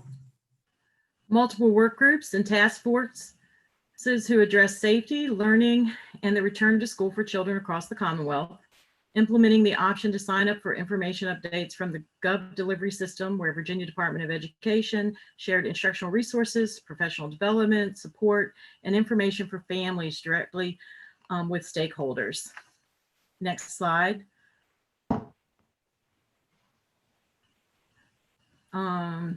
Purchasing virtual job shadowing license for school systems to use at no cost for students with disabilities. Parent education advocacy training centers transition university platform, which is designed to educate families, teachers, and self-advocates available opportunities and resources for students transitioning to post-secondary life. Next slide. Prior to COVID-19 closing schools, the state SEAC had identified the continuing need to improve opportunities for students with disabilities to be educated alongside their peers without disabilities in the least restrictive environment. The state SEAC had looked more closely at discipline data among students with disabilities, and more notable, the disproportionate discipline towards students of color with disabilities. The state SEAC identified the need to support the whole child by providing social emotional learning and improving family engagement, which in our current environment is extremely important. It will take significant funding for Virginia's public education system to be adequate while ensuring that every student, including students with disabilities, has an equal opportunity to become a high-performing, life-ready citizen. The pandemic has clearly exacerbated existing inequities within the Commonwealth. Students with disabilities, English language learners, students of color, low-income families, and limited internet access households are among the most marginalized populations. Learning was significantly altered due to the school closures and highlighted challenges for students with disabilities and their parents, families, and caregivers engaging in, and for school divisions providing virtual education and supports. As school divisions begin the new school year, there is still much that needs considered when addressing the needs of all students more equitably. Students with disabilities must continue to remain a priority as schools return to learning. Based on the above observations, public comments, reports from members representing their constituency groups, and other information presented to the committee, the State SEAC makes the following recommendations to the Board of Education.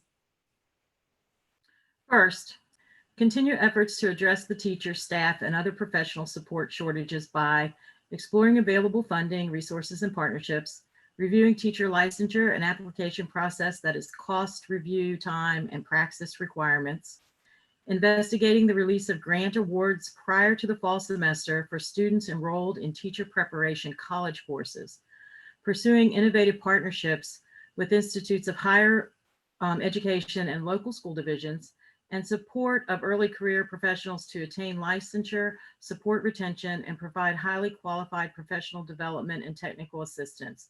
These endeavors will facilitate the expansion of programs like the Journey into Teaching Academy, which currently focuses on new teachers maintaining their license and staying in place. Next slide.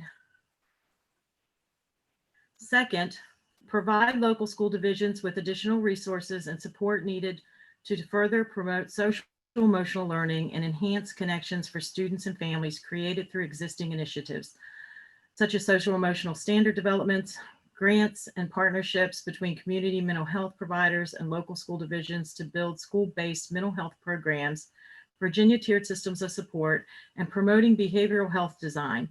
These services need to be developed with the focus on ensuring that students and families can access them in person or through virtual learning alternatives. Next slide.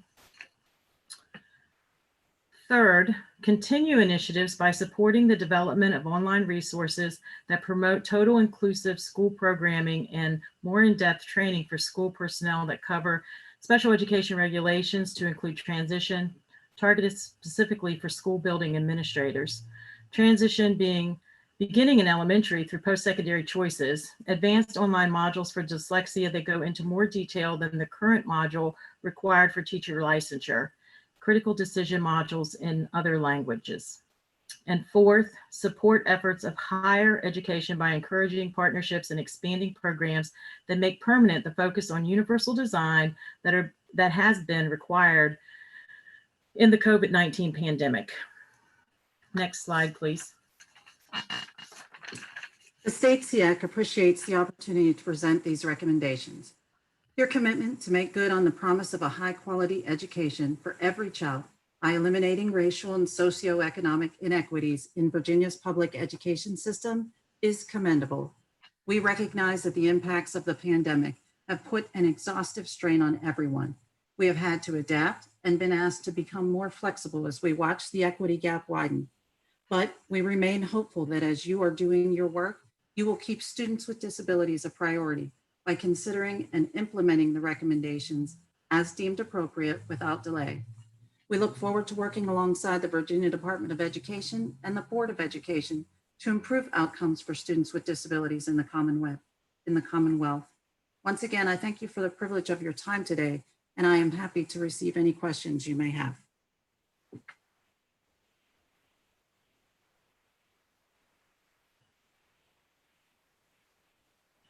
Okay, unmuted now. Thank you very much for hanging in for particularly long meeting, and for providing us the information you just did and your advice. Are there any questions by board members regarding the report?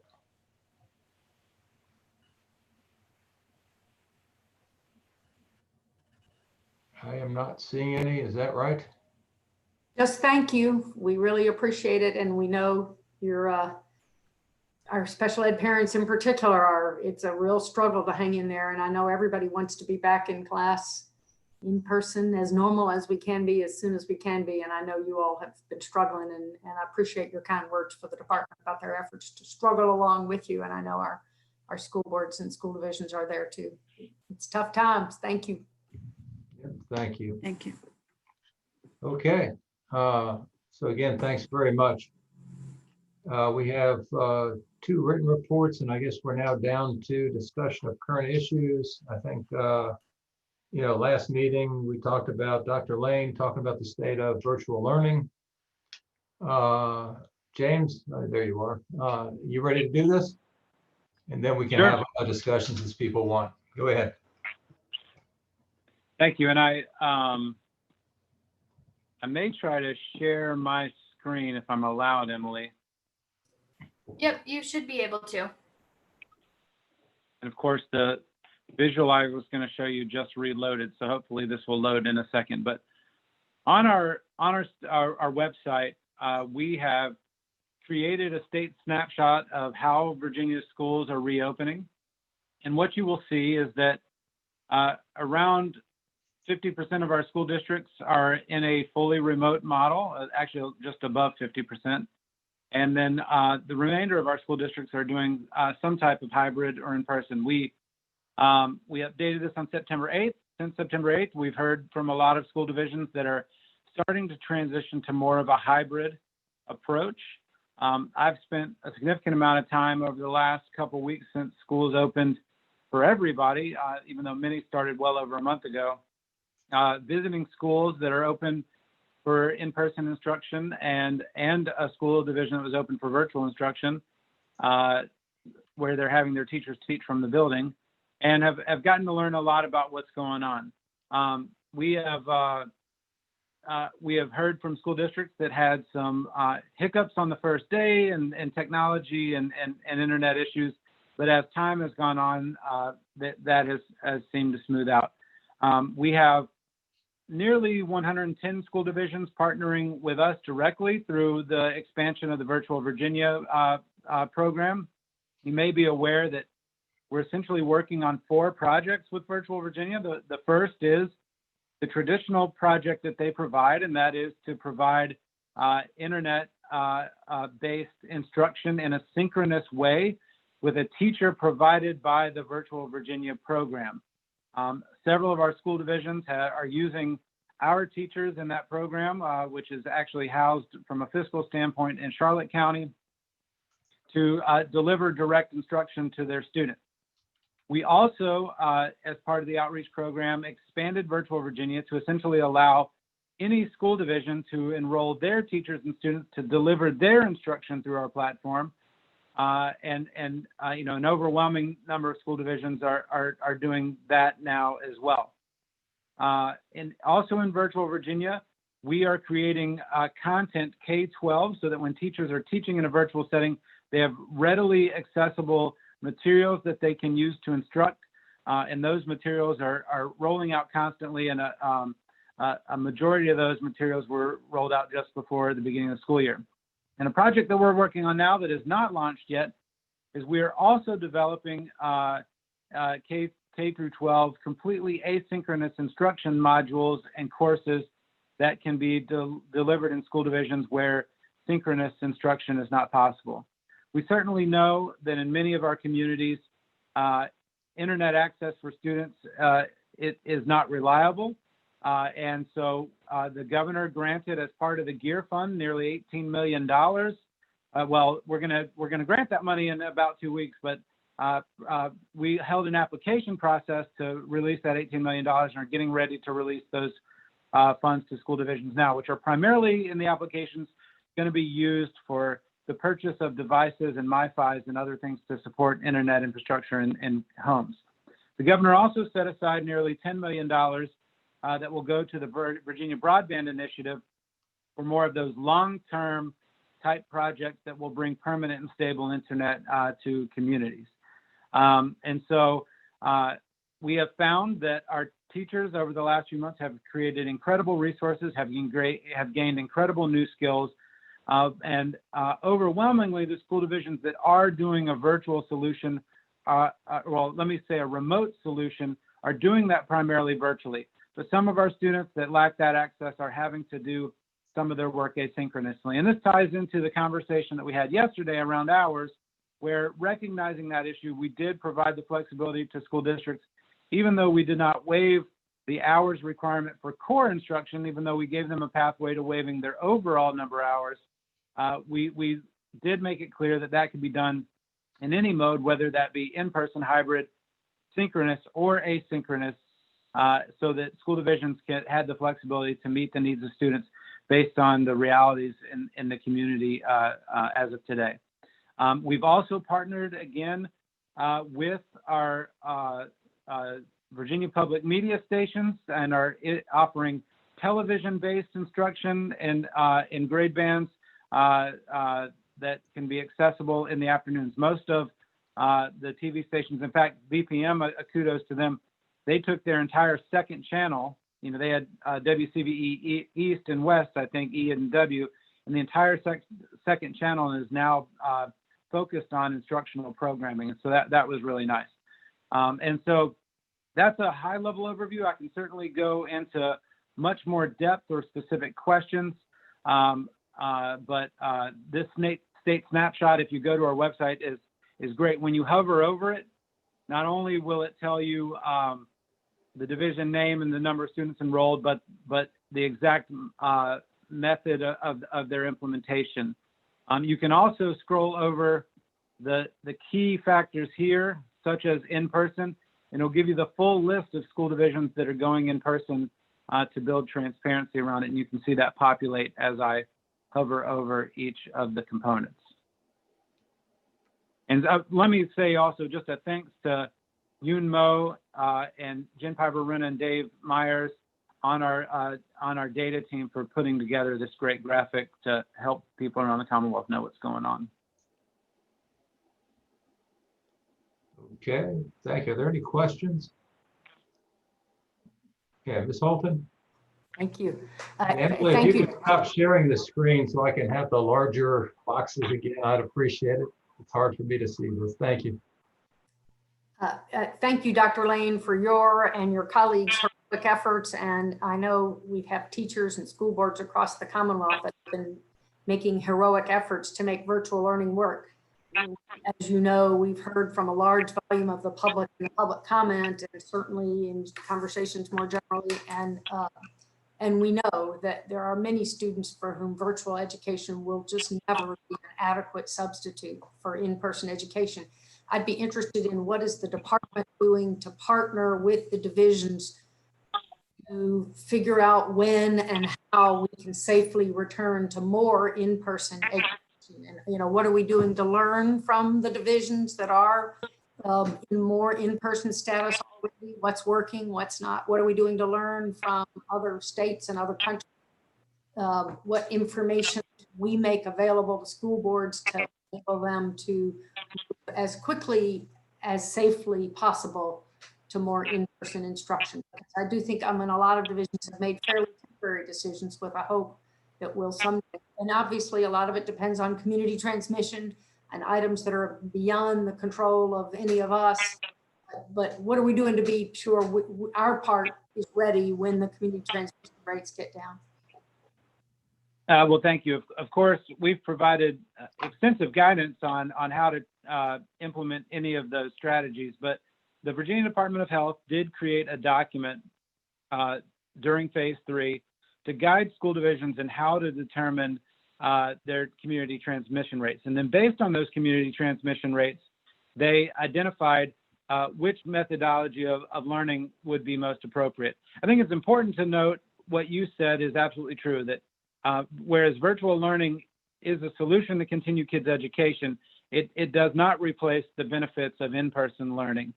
And so in the VDH's recommendations, essentially, if a school division is in the highest level of transmission, we recommend a more cautious approach, and in that case, recommend that maybe only special education students be served in person.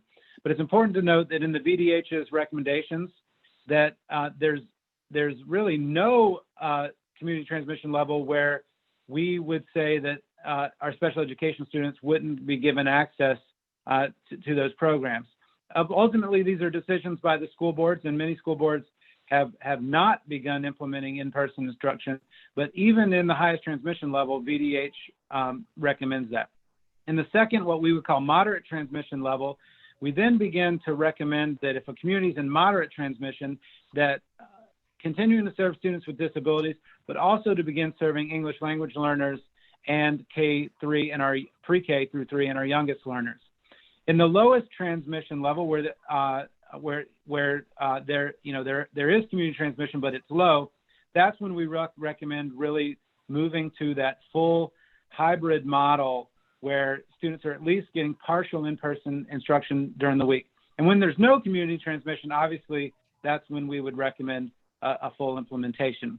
It's important to note that the CDC just 2 days ago put out their guidance on community transmission levels in school implementation.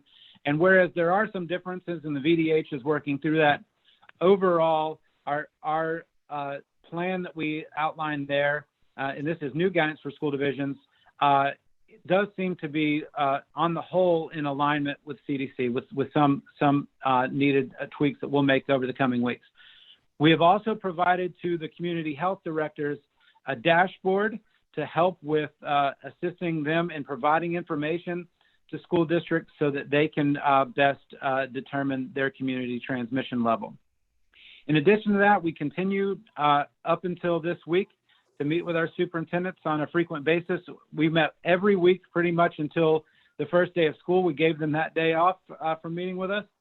We met again this week, and now we're going to move actually to transition to meet with them monthly on an as-needed basis as they work through their plans. But we've begun encouraging our school districts to, now that schools are open, whether it's virtual, hybrid, or in person, to make sure that they're formulating plans for that next step to move either from virtual or hybrid to in-person or vice versa, based on their transmission level. And we've seen some positive movement in this. Chesterfield is the largest district where we've seen this. The Chesterfield superintendent announced this week that their health committee has recommended an in-person start for special education students at the end of September. Their early learners will begin coming back in mid-October, and many of the other grades will come back in late October and November. And so we are seeing school divisions transition in a phased way, but with a movement towards getting more in-person instruction. So if I may just, you all have done a great job of having a lot of guidance, and I understand school divisions have been very cautious, and I understand why they've been cautious. Teachers, educators, leaders, everybody, families are cautious and nervous about going back. But to the extent we can now, that we've got a range of options, as you see from that map, we do have divisions that have moved forward in a more in-person way. We should be taking, and as you say, we've got some large divisions starting to do that, with Chesterfield stepping up soon.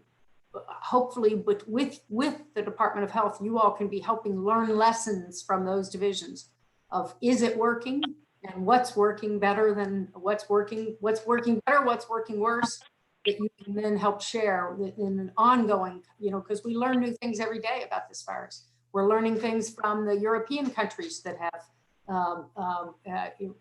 in-person instruction, and some good lessons and some cautionary tales. I hope that you will continue to help make that information robustly available to superintendents and assume a leadership role. Thank you. And yeah, I answered many parts of your question, but I didn't answer that part. We do continue to do that. We're providing the latest information. And frankly, in our weekly calls with superintendents, we've been highlighting school districts that have been opening in person and sharing some of the strategies that have been really successful. And so we will continue to do that work with superintendents as well. Thank you. Okay. Anybody else have any questions? Dr. Mann? And then Dr. Wilson? Yes, thank you so much for that, Dr. Lane. And I guess I'd like to add an element maybe where there's room to provide more support. Because I do think the virtual reality is going to be a part of what we're having to contend with, regardless of when and how we can get certain populations back into schools or more fully open based on what's going on in the community. And I guess I just wonder if there are ways to offer up models of the level of intensity of screen time as a component of the virtual reality that might invite more comfort with appreciating that a mapping of a school day onto a virtual experience can really be overwhelming and taxing, especially for very young children. And I don't know if there are ways to kind of open that up, even for older students. You think about their transition into, you know, a college program and the idea that everything feels exactly like being in school.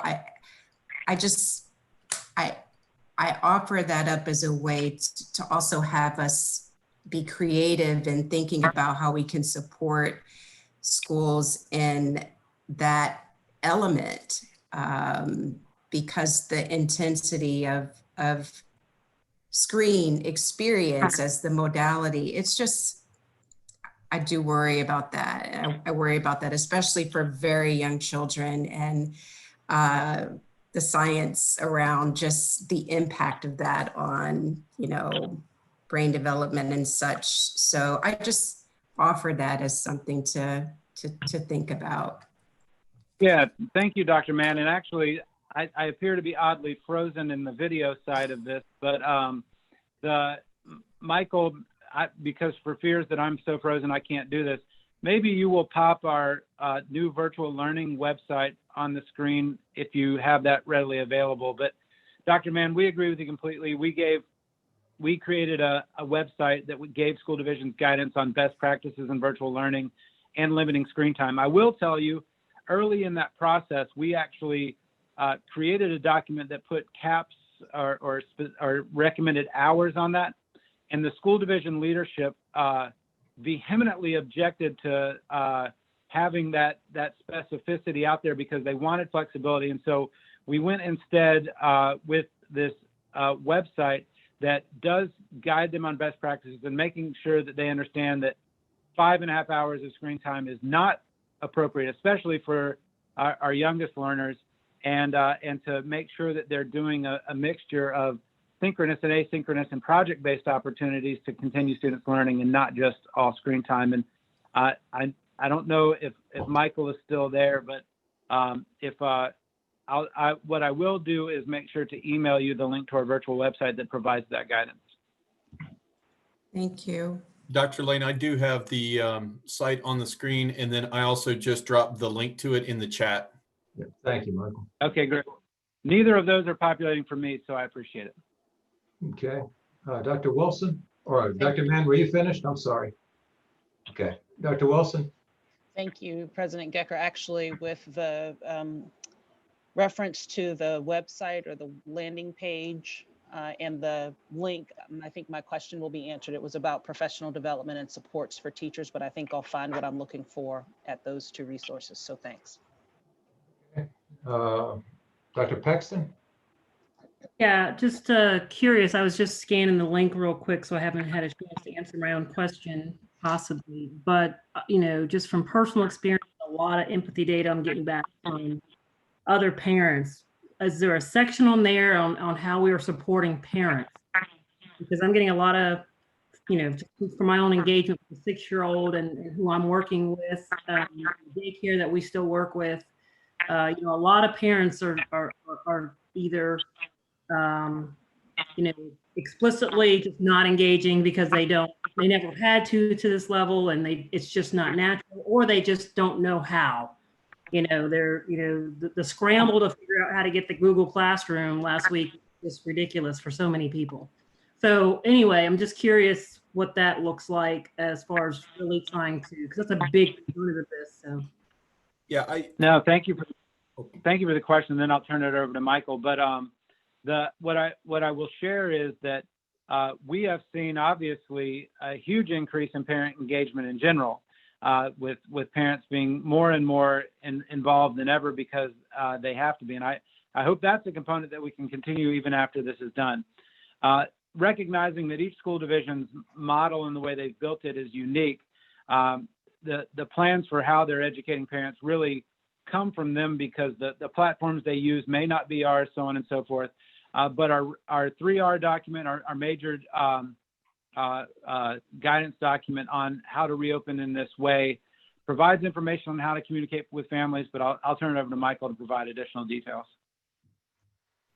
Yes, throughout this document, we do reference connecting with parents on things like that range from how to use or access a learning management system all the way to how to set up the home environment for conducive to student learning, and also about how to communicate and access teachers and for technical support as well. And so throughout this document, it references talking not only to training students, but also to training parents.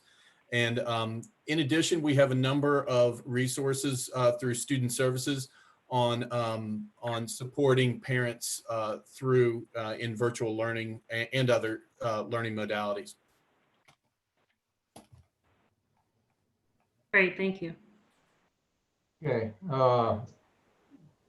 James, I guess, let me just ask, you and I have had a lot of conversation about how do we ensure quality in the virtual instruction. And, we touched upon it briefly yesterday during that call.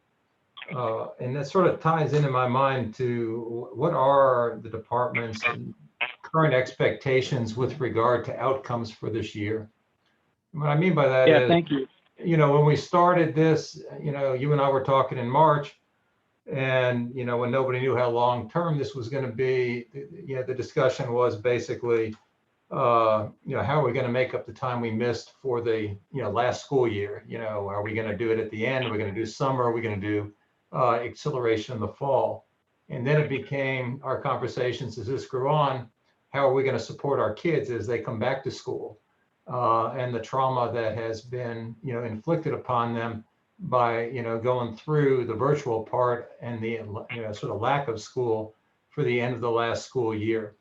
Now we're in sort of, I wouldn't say fully virtual, but we are in a substantially virtual environment with, significantly disparate capability of providing virtual education in that environment, between divisions and frankly within divisions.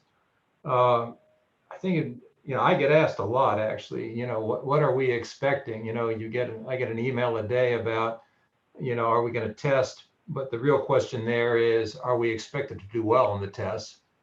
Where do we think we're going? And I am still very concerned about, and I know the answer always is, it's up to the locals, but there's got to be something from our level that says, this is an expectation of the quality level of the virtual. These are the checkpoints we're going to have during the year, because again, from the call yesterday, waiting till the end might work for certain, divisions, but it's not going to work uniformly. And, we seem to continually leave behind the same set of people, of kids. What are we doing here, and what do you expect, and what can the board do? And we talked about asking for reports on the formative assessments. What can we actually do to get a better idea of how we're tracking and where we need to focus a lot of attention before the end of year test? Thank you. I will make sure to send to the board. There's 3 parts to this answer. I'll make sure to send to the board the memo or email that we sent to school divisions on how they might qualify for a 990 clock hour waiver. But one of the things that we put within that is that they are required to submit periodic reports to the board on how their students are doing, and then based on the feedback that we got from you and the vice president, also on their professional development and what they're doing to work with their teachers. Second component of that, which will be included with that, is we are preparing to grant money to the school districts per the ESSER set aside to ensure that school divisions have diagnostic assessments that can be used for this purpose. The school divisions are actually in a process now of having those assessments vetted through an alignment process to make sure that the assessments that they're choosing for diagnostic purposes are aligned to the standards of learning and your assessments. And then third component, as you mentioned, is more summative, and that is that the Secretary of Education for the nation has made it very clear that there will not be waivers on the federally required components of the assessment system. Therefore, we do not anticipate that any of the SOLs will be canceled this year as they were last year. But I think that we're developing now what we will expect divisions to submit in these periodic reports. But certainly if there are specific components of that the board would like, we'll take your feedback now and make sure that's a part of it. I appreciate that. I mean, if you've sent me that document, I apologize. I have not seen it, or at least not read it, the one you, but I appreciate the follow through greatly on the conversations that you, Dr. Wilson, and I had with regard to, you know, the reporting back. And it would be helpful if we, you know, got that, you know, as they came into the department, so we could see where we are and address it soon as opposed to waiting. Absolutely. We'll get that memo to you right away and certainly seek your feedback on any other components you'd like. The memo, the link to the memo is in the chat. I just saw that. Thanks. Does that mean I saw it previously and just didn't read it? Mr. Gecker, I don't know for certain, and so. Well, I apologize, say, James, if I did, but I don't think I've seen this before. President Gecker, we did share an early draft with you. You may not have the absolute final version. Okay. But I'll also send it out to the full board to your email just so you have it there as well. Yeah, thank you. All right, anybody else with current issues or topics or questions for, you know, James or anybody else who's still on this call? I have one. Yes. Separate issue. So do you want me to wait if anyone else has any on that issue, or? No, I think we're good. Thanks, Francisco. I know our time is going long. I just want to make sure that I recognize that we started, and we're currently, as you can see with my background, in Hispanic Heritage Month, which started on September 15th and goes to October 15th. I just want to make sure we recognize and honor that. We know, and we honored it last year, that we have over 200,000 Hispanic and Latino youth in our Virginia public schools. And so this is a time for us to honor and recognize the diversity of our Commonwealth and the contributions to the cultural fabric of Virginia and all the different complexities of the Hispanic and Latino history that's contributed to our own history here in Virginia. So I just want to take the time to recognize, and that's why I put up my background today, Hispanic Heritage Month, which goes through October 15th. Thank you, Mr. President. I appreciate that very much, Dr. Duran. I remember when you read the resolution in Spanish last year. I'm now on day 416 of Duolingo. I was hoping you would do it again this year so I could see how far I've come in Spanish knowledge. So, but thank you. Anybody else? If not, I guess it is time to adjourn. I will say it is still some sadness for me when we have these meetings that we can't see each other in person, and signing off on Zoom does not seem like the same as, you know, walking out of the building and, you know, getting the last goodbyes. So for all of you, I hope we get to see each other soon.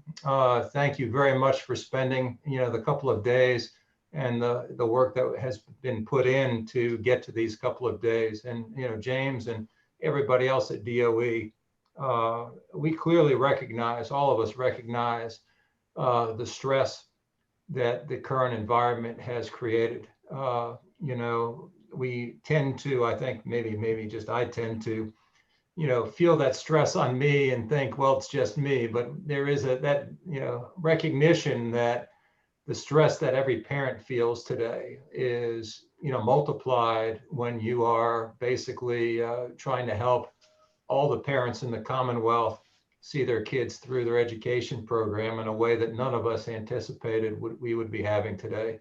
So for all the work that you and the department has done, you know, we really genuinely thank you. And I hope you take some time, you know, all of you take a little bit of time to sit back, reflect, de-stress, and then come back and, you know, we'll do it again. So thank you all so much. And we'll see you next month, if not sooner. Thank you. Thanks, everybody. you. Goodbye. Thank you, everyone. Bye. Bye. Goodbye.